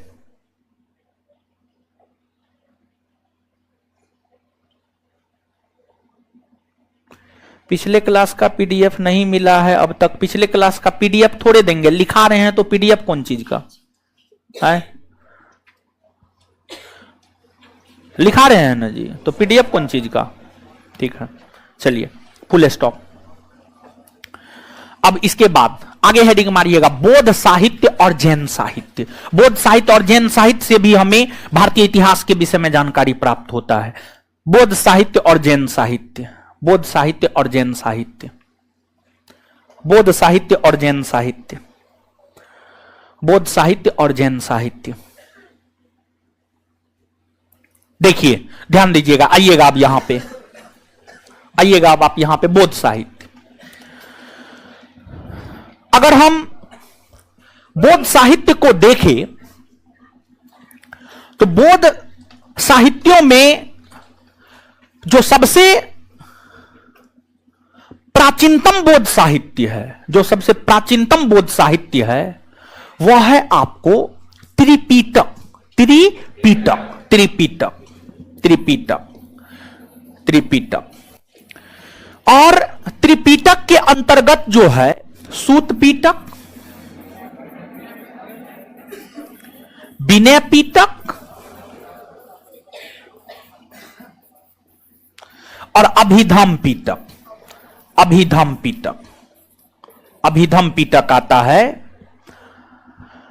और ध्यान रहे कि ये जो पिटक, त्रिपिटक है, सूत पिटक, विनय पिटक, अभिधम पिटक, पिटक का मतलब क्या होता है जानते हैं? पिटक का मतलब होता है टोकरी, समझिए, टोकरी। पिटक का मतलब टोकरी होता है। सूत पिटक, विनय पिटक, अभिधम पिटक, यह त्रिपिटक मूल तौर पर पाली भाषा में लिखा गया था। जो त्रिपिटक है यह मूल तौर पर आपको पाली भाषा में लिखा गया था, पाली भाषा में लिखा गया था। और महात्मा बुद्ध जो उपदेश देते थे उनके उपदेश की भाषा भी पाली थी, उनके उपदेश की भाषा भी क्या थी? पाली, पाली थी। और इस बार पूछा भी है, छठा का एनसीईआरटी कुछ और लिखता है, 8वां नंबर का एनसीईआरटी कुछ और लिखता है, समझ गए, लेकिन आंसर पाली होगा, समझ गए, पाली, समझिए, पाली। यह त्रिपिटक मुख्य तौर पर गौतम बुद्ध के जीवन से संबंधित चीजों या बौद्ध धर्म से संबंधित चीजों की जानकारी प्रदान करता है। सूत पिटक की रचना गौतम बुद्ध के हजारों की संख्या में शिष्यों में सबसे प्रमुख शिष्य थे, उनका नाम था आपको आनंद, आनंद, आनंद के द्वारा सूत पिटक लिखा गया। फिर आपको गौतम बुद्ध के प्रिय शिष्यों में एक उपाली थे, उपाली के द्वारा विनय पिटक लिखा गया। और गौतम बुद्ध के शिष्य नहीं थे लेकिन बौद्ध धर्म को मानते थे और बौद्ध धर्म के बहुत महान संत थे मोगलीपुत्तीस, मोगलीपुत्तीस के द्वारा जो है आपको अभिधम पिटक की रचना की गई। मोगलीपुत्तीस के द्वारा, मोगलीपुत्तीस के द्वारा अभिधम पिटक की रचना की गई। और ध्यान रहे सूत पिटक में क्या है, आगे इस सब की चर्चा और भी होगी, यहां पर तो सिर्फ हम बता रहे हैं ये सब बौद्ध साहित्य है जो हमें बौद्ध धर्म के विषय में जानकारी प्रदान करता है। ये जो सूत पिटक, विनय पिटक है, प्रथम बौद्ध सम्मेलन के दौरान लिखा गया था। अभिधम पिटक तृतीय बौद्ध सम्मेलन के दौरान लिखा गया था। सूत पिटक में क्या है, तो सूत पिटक में गौतम बुद्ध ने जो उपदेश दिया है ना, गौतम बुद्ध जो कि बौद्ध धर्म के संस्थापक थे, जब उनको ज्ञान की प्राप्ति हुई तो ज्ञान की प्राप्ति होने के बाद गौतम बुद्ध बौद्ध धर्म की स्थापना किए और बौद्ध धर्म के प्रचार प्रसार को लेकर जो है गौतम बुद्ध अलग अलग जगह जाकर उपदेश दिए। तो गौतम बुद्ध जो अलग अलग जगह जाकर उपदेश दिए, उन उपदेशों का संकलन जहां पर किया गया है उसी को हम लोग सूत पिटक कहते हैं, उसी को हम लोग सूत पिटक कहते हैं। तो बुद्ध के उपदेशों का संकलन, बुद्ध ने अपने उपदेश में क्या कहा है, बुद्ध के उपदेशों का संकलन जो है आपको सूत पिटक में मिलता है। फिर आपको विनय पिटक है, तो जो विनय पिटक है, अगर हम विनय पिटक को देखें तो जो विनय पिटक है बौद्ध धर्म को अपनाने के लिए कुछ नियम कानून था। जैसे आप ऐसे एज इट इज बौद्ध धर्म को नहीं अपना सकते थे। एक तो बौद्ध धर्म में शामिल होने के लिए आपका उम्र कम से कम 15 वर्ष होना चाहिए। दूसरा, आप चोर, डाकू, लुटेरा, हत्यारा नहीं होना चाहिए, ऋणी नहीं होना चाहिए, बीमार व्यक्ति नहीं होना चाहिए, समझ गए। तो ये सब तमाम कंडीशन थे, समझ गए। एक साफ सुथरा, ईमानदार, स्वच्छ छवि का, बीमार नहीं है, उस प्रकार के व्यक्ति बौद्ध धर्म को अपनाते थे। और बौद्ध धर्म को अपनाने के बाद जैसे आरएसएस का अगर आप सदस्य बनेंगे तो आरएसएस का सदस्य बनने के बाद ऐसा नहीं कि एक के बार में प्रधानमंत्री बन जाइएगा, ऐसा नहीं है। आरएसएस का बहुत सारा बहुत सारी बातें हैं आरएसएस के भीतर, स्टेप बाय स्टेप आप अगर आगे बढ़ते जाएंगे, बेहतर ढंग से काम करेंगे तो आप प्रधानमंत्री तक बन सकते हैं आरएसएस के छत्र छाया में, जैसा कि मोदी जी बने हैं।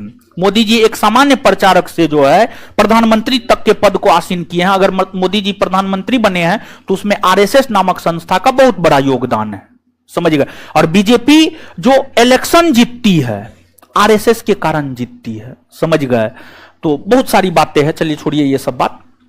तो बौद्ध धर्म का अपना कुछ नियम कानून है, रूल रेगुलेशन है। तो बौद्ध धर्म के जो नियम कानून है उसकी चर्चा विनय पिटक में।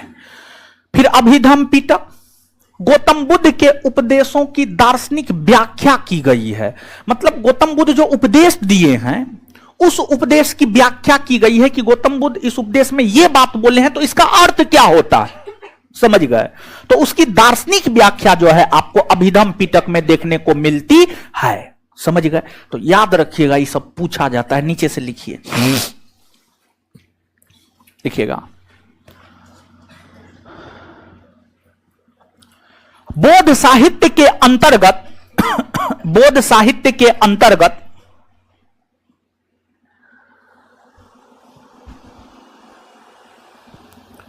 बौद्ध साहित्य के अंतर्गत सबसे प्रमुख त्रिपिटक है। सबसे प्रमुख त्रिपिटक है बौद्ध साहित्य के अंतर्गत, सबसे प्रमुख त्रिपिटक है, सबसे प्रमुख त्रिपिटक है।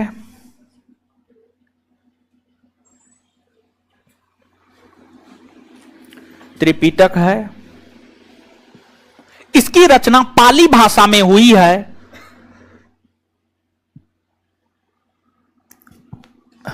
इसकी रचना पाली भाषा में हुई है, पाली भाषा में हुई है।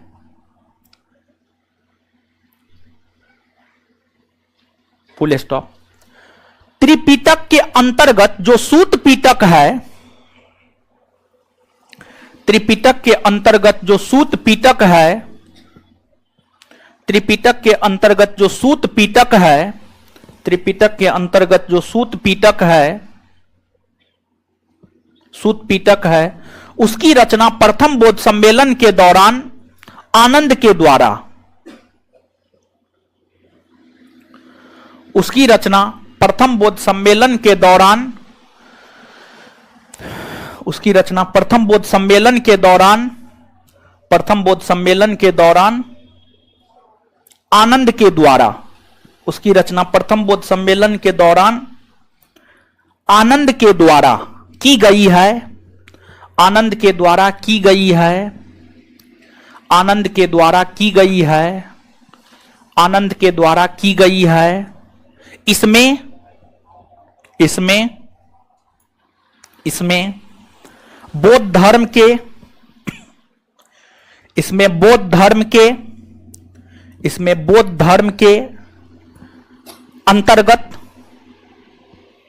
गौतम बुद्ध के द्वारा दिए गए उपदेशों का संकलन है। इसमें बौद्ध धर्म के अंतर्गत गौतम बुद्ध के द्वारा दिए गए उपदेशों का संकलन है।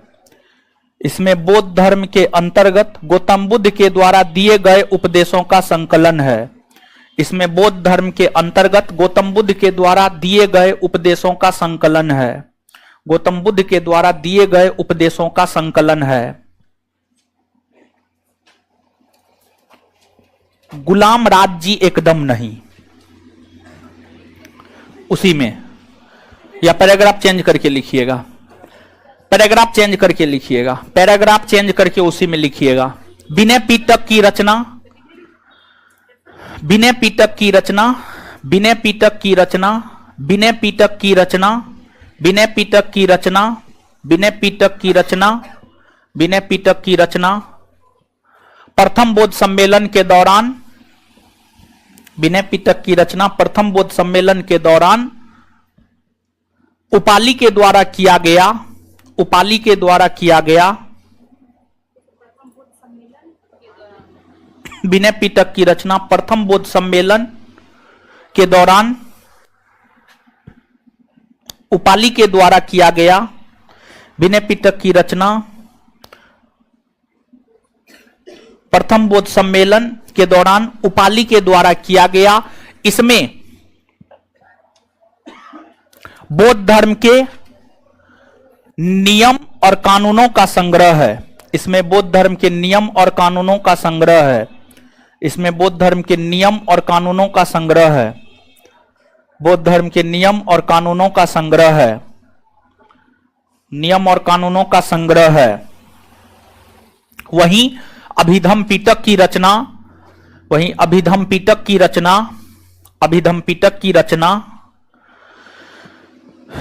अभिधम्म पिटक की रचना, अभिधम्म पिटक की रचना, अभिधम्म पिटक की रचना, अभिधम्म पिटक की रचना, अभिधम्म पिटक की रचना तृतीय बौद्ध सम्मेलन के दौरान, तृतीय बौद्ध सम्मेलन के दौरान, तृतीय बौद्ध सम्मेलन के दौरान मिथुन कुमार सहनी जो लिखाते हैं उसका कोई पीडीएफ नहीं मिलेगा। पहला चैप्टर हम आपको बोले हैं लिखा करके पढ़ाएंगे, दूसरा चैप्टर से पीडीएफ मिलेगा पूरा का। बौद्ध संगीति के दौरान मोगलीपित्तिस के द्वारा है तो लिखे जो लिखाते हैं उन्हें लिखते हैं वो। अभिधम्म पिटक की रचना तृतीय बौद्ध सम्मेलन के दौरान मोगलीपुत्तिस ने किया। मोगलीपुत्तिस ने किया। मोगलीपुत्तिस ने किया। इसमें इसमें इसमें इसमें इसमें इसमें इसमें गौतम बुद्ध के उपदेशों की दार्शनिक व्याख्या की गई है। इसमें गौतम बुद्ध के उपदेशों की दार्शनिक व्याख्या की गई है।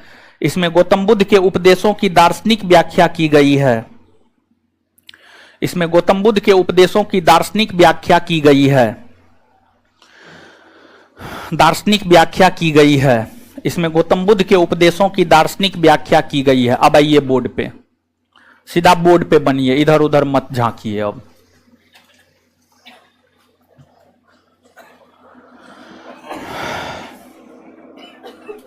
बताइए, आइए बोर्ड पे मेरे साथ याद कीजिए। गायत्री मंत्र ऋग्वेद के किस मंडल में, किस मंडल में है? गायत्री मंत्र के रचयिता विश्वामित्र। गायत्री मंत्र के रचयिता, गायत्री मंत्र के रचयिता। कृषि का उल्लेख किस मंडल में? कृषि, कृषि चौथा, कृषि विष्णु सातवां, विष्णु, विष्णु सोम देवता, सोम देवता। ब्रह्मा और चातुस्वर्ण समाज, ब्रह्मा और चातुस्वर्ण समाज। शूद्र का उल्लेख पहली बार 10वां, शूद्र का उल्लेख पहली बार ऋग्वेद के 10वां मंडल। शूद्र का उल्लेख पहली बार ऋग्वेद के 10वां। अच्छा, वेद सामान्य तौर पर पद में लिखे हुए हैं। कौन ऐसा वेद है जो गद और पद दोनों में है? कौन है? कौन है? यजुर्वेद को कितने भागों में बांटा? कौन कौन? शुक्ल और कृष्ण। कौन यजुर्वेद गद और पद दोनों में? कौन है? यजुर्वेद में मूल तौर पर कितना मंत्र? कितना मंत्र? कर्मकांडीय वेद किसे कहा जाता है? कर्मकांडीय वेद। भारतीय संगीत का जनक, भारतीय संगीत का जनक। कितने मंत्र है इसमें? कौन ऐसा वेद है जो ऋग्वेद पर आधारित है? कौन ऐसा वेद है जो ऋग्वेद पर आधारित? सबसे बाद का वेद अथर्ववेद में कितने अध्याय, कितने श्लोक, कितने मंत्र? रोग निवारण तंत्र मंत्र जादू टोना किसमें है? किसमें है? अथर्ववेद। ऋग्वेद के ऊपर कौन सा उपवेद? ऋग्वेद के ऊपर कौन सा उपवेद? यजुर्वेद के ऊपर, यजुर्वेद के ऊपर, सामवेद के ऊपर, सामवेद के ऊपर, अथर्ववेद के ऊपर, अथर्ववेद के ऊपर। ऋग्वेद के ऊपर कौन सा ब्राह्मण ग्रंथ? ऋग्वेद के ऊपर कौन सा ब्राह्मण ग्रंथ? यजुर्वेद के ऊपर, यजुर्वेद के ऊपर, सामवेद के ऊपर, सामवेद के ऊपर, अथर्ववेद के ऊपर, अथर्ववेद के ऊपर। ऋग्वेद के पाठकर्ता को क्या कहते? ऋग्वेद के पाठकर्ता को, यजुर्वेद के पाठकर्ता, यजुर्वेद के पाठकर्ता, सामवेद के पाठकर्ता, सामवेद के पाठकर्ता, अथर्ववेद के पाठकर्ता, अथर्ववेद के पाठकर्ता। चलिए आगे बताए, 4 आश्रम, मनुष्य के 4 आश्रम के विषय में जानकारी कौन? उपनिषद। जबालोप निषद। 4 आश्रम के विषय में जानकारी कौन?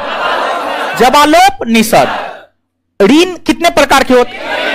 पहला, दूसरा, तीसरा ऋषि ऋण। समझ गए? आगे भारतीय इतिहास का क्रमबद्ध विवरण कहां मिलता है? कहां मिलता है? पुराणों की संख्या। पुराणों की संख्या। पुराण किस काल में लिखे गए? किस काल में लिखे गए? किसने लिखा है? किसने लिखा है? सबसे प्राचीन और प्रमाणिक पुराण। सबसे प्राचीन और प्रमाणिक पुराण मत्स्य पुराण से कौन वंश के विषय? वायु पुराण से। वायु पुराण से। विष्णु पुराण से। विष्णु पुराण से। चलिए, बौद्धों का सबसे पवित्र एवं प्राचीनतम साहित्य कौन है? त्रिपिटक की रचना किस भाषा में? किस भाषा में? त्रिपिटक के अंतर्गत क्या क्या आता है? सूत पिटक, विनय पिटक और सूत पिटक के रचयिता, विनय पिटक के रचयिता, अभिधम पिटक के रचयिता। एक बार फिर से, सूत पिटक के रचयिता, विनय पिटक के रचयिता, अभिधम पिटक के रचयिता। चलिए पढ़िए, मन से पढ़िए। दीजिए होमवर्क। होमवर्क कुछ दिए थे? नहीं दिए थे? दिए थे।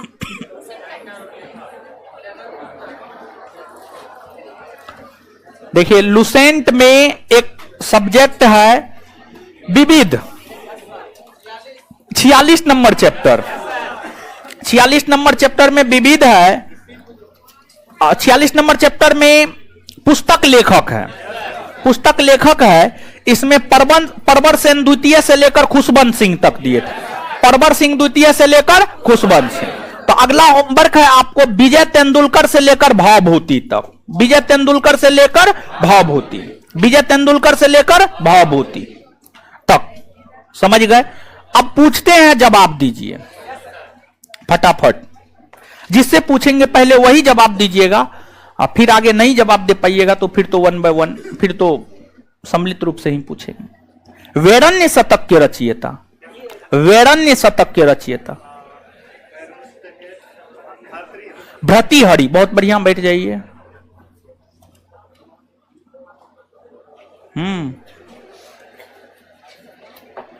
कादंबरी के रचयिता है बाणभट्ट। बैठ जाइए। आए थे? खड़ा हुई। अवंती सुंदरी के रचयिता। अवंती सुंदरी दंडी है। बैठ जाइए। है उधर चश्मा वाली, खड़ा होइए। हाँ। दाय भाग के रचयिता। दाय भाग के रचयिता। दाय भाग साहित्य, उसके रचयिता कौन है? जीमूत वाहन। जीमूत वाहन। बैठ जाइए। ठीक है। उधर खड़ा हो। हाँ।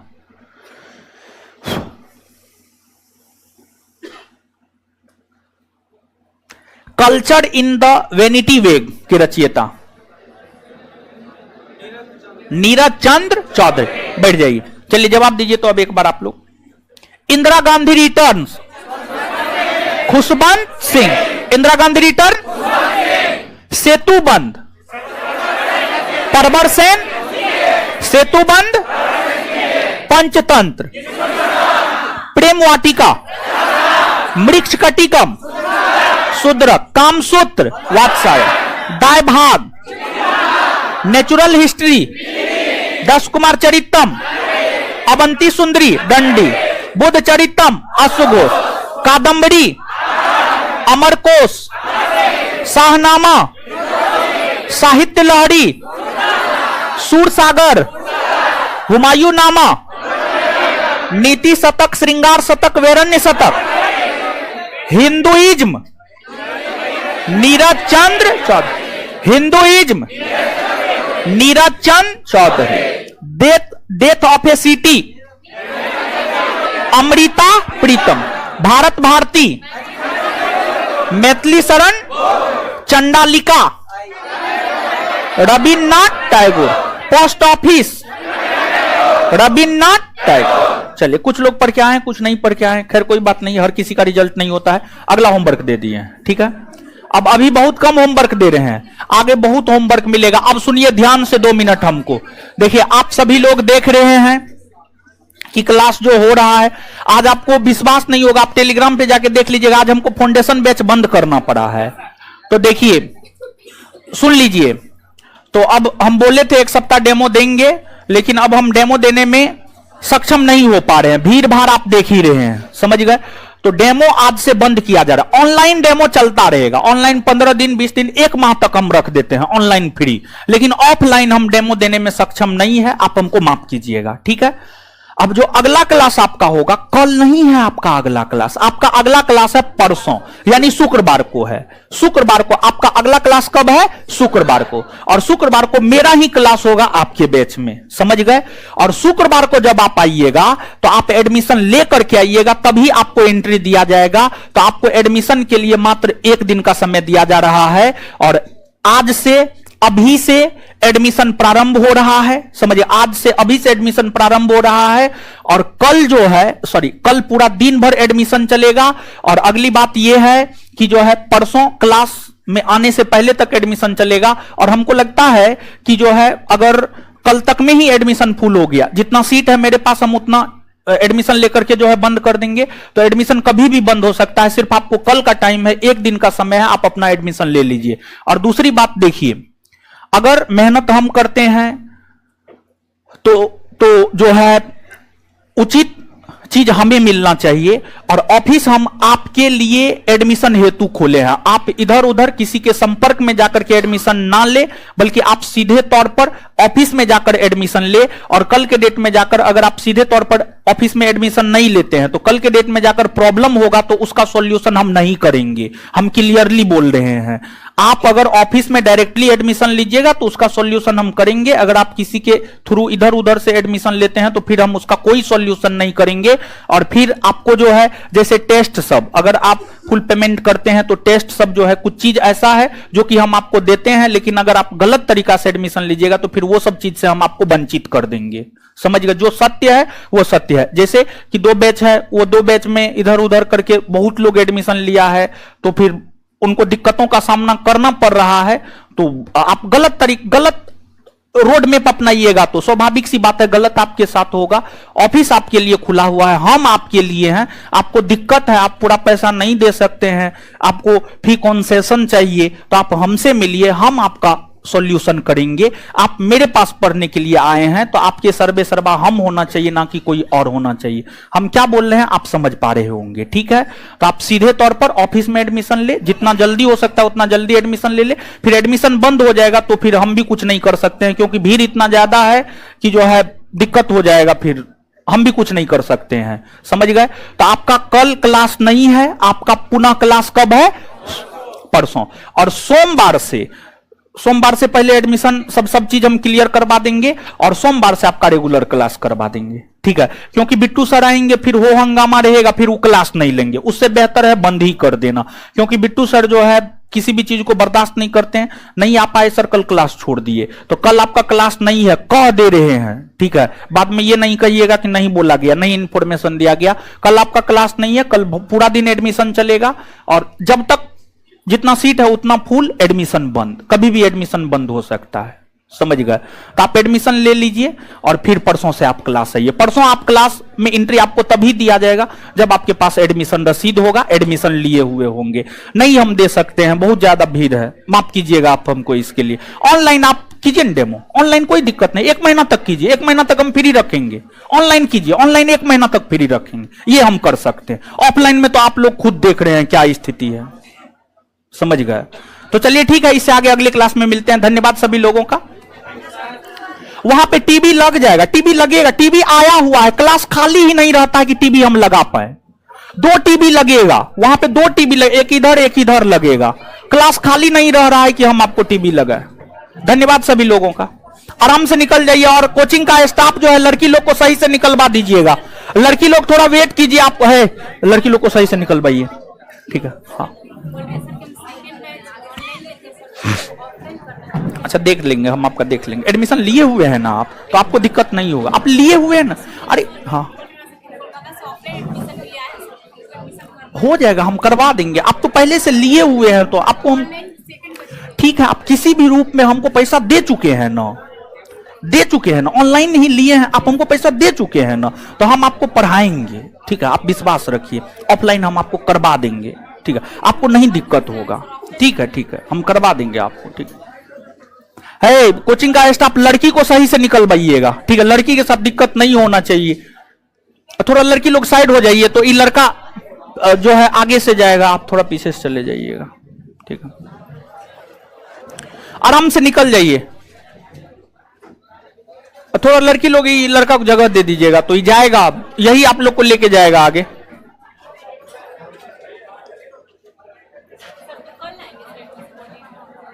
नहीं, आपके पास है ना, आपको नहीं आना है, ठीक है, आपको नहीं आना। आप हमसे शनिवार को मिलिएगा 12 बजे, शनिवार को 12 बजे, शनिवार को 12, हाँ 12 बजे, हाँ। आपको क्लास में एंट्री दिया जाएगा, आपका एडमिशन है तो काहे नहीं दिया जाएगा।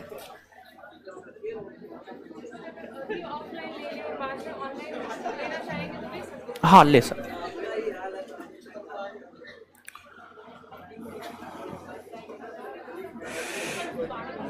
कल नहीं, परसों नहीं, शनिवार। आपको नहीं, आप दिखाइएगा ना, आप ऑनलाइन वाला दिखाइएगा ना, आपको आने दे देगा, आप दिखाइएगा, आपको आने दे देगा, ठीक। वो लड़का कहाँ है जी? लड़का को निकलने दीजिए, लड़का को निकलवाइए, कहिए जो जहां पर है लड़का को पहले निकलने दीजिए, ये आने के लिए काहे दे देता है, ठीक है, एक बार निकलेगा, निकल जाएगा सब, तब आने देगा। चलिए ऑनलाइन वाले काटे नहीं ना है, चलिए ऑनलाइन वाले लोग बोलिए अब। सर कब तक, खुश रही, कितना बजे तक रहेगा हमारे यहाँ आपसे मिलना? ऑनलाइन वालों को कब तक? ऑनलाइन 1 महीना तक चलेगा, आप अपना जो है 1 महीना के बाद जब भी करवाना होगा।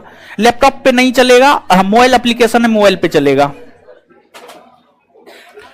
नहीं विक्रम जी नहीं, ऑनलाइन एडमिशन लिए हुए हैं तो ऑनलाइन ही करना होगा, ठीक है। अब ऑनलाइन एडमिशन लेकर के ऑफलाइन कीजिएगा, ये थोड़े होगा, ठीक है। दोनों के फी में कितना अंतर है? 2 से 3 हजार का अंतर है, बताइए, ठीक है। ऑनलाइन लिए हैं, ऑनलाइन ही करना होगा। डबल डिवाइस में अलाउ नहीं है, सिर्फ एक डिवाइस में अलाउ है। डबल डिवाइस नहीं, एक डिवाइस में आप जितना बार देख सकते हैं, आप देखिए ना, 5 बार, 10 बार, 15 बार, 20 बार, एक डिवाइस में अलाउ रहेगा।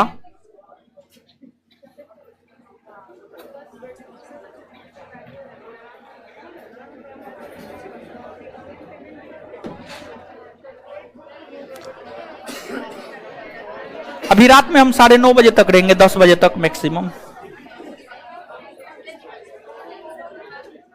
ऑनलाइन का फी उस पर लिखा हुआ है, पीडीएफ पहला चैप्टर पढ़ा देंगे। पहला चैप्टर है, जब हम आपको पढ़ा देंगे पहला चैप्टर, हम आपको बोले हुए हैं हमारे और आपके बीच भाषा की एक समझ हो जाए, इसलिए हम पढ़ा रहे हैं, बता रहे हैं, याद करवा रहे हैं, लिखा रहे हैं। तो पहला चैप्टर जैसे ही खत्म हो जाएगा, उसके बाद पूरे इतिहास का आपको पीडीएफ मिलेगा, एप्लीकेशन पर अपलोड कर देंगे। पहला चैप्टर का कोई पीडीएफ नहीं मिलेगा।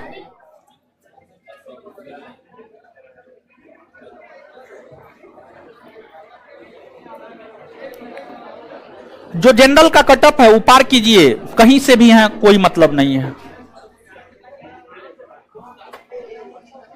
क्या मैसेज, इतना मैसेज आ रहा है कि हम पढ़ ही नहीं पाते हैं। तो सर हम झारखंड से है, कितना नंबर लाना होगा बिहार में? जनरल के कटअप को पार करना होगा, जो जनरल का कटअप होता है उसको पार कीजिए। FI तो कमेंट पढ़िए नहीं पा रहे। हाँ हाँ, बर्मा क्या बोल रहे हैं थोड़ा? हाँ ओ ऐसे बोलिए, क्लॉकवाइज एंटी क्लॉकवाइज, ठीक है, मतलब बायां तरफ, ठीक है, बायां तरफ। सेल्फ स्टडी क्या बोल रहे हैं सर? हम ओडिशा से हैं।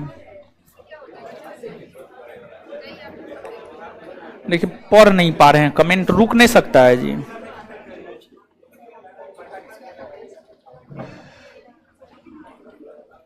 ऑफिस में जाइए, कर देगा। Hello sir. तो हाँ अच्छा निकलवा देंगे, रुकिए न हो। सर हम सच कमेंट रोकिएगा। करेंट सब जो है ना, आपको जब नोटिफिकेशन आ जाएगा ना उसके बाद करेंट करवाएंगे, अभी करेंट करवाने का कोई फायदा नहीं है। मान लिया जाए कि नोटिफिकेशन जो है अभी नहीं दिया, मार्च में दिया, मान लिया जाए, तो फिर अभी से करेंट, अभी का करेंट पढ़ के क्या, तो 9:30 बजे के बाद हमसे मिल सकते हैं। चलिए ठीक है। ये लड़का बार बार कर रहा है। कमेंट रोकिए ना एक आध गो, एगो SI मेंस मेरिट कुछ बोल रहा है, वो बार बार कर रहा है। विकास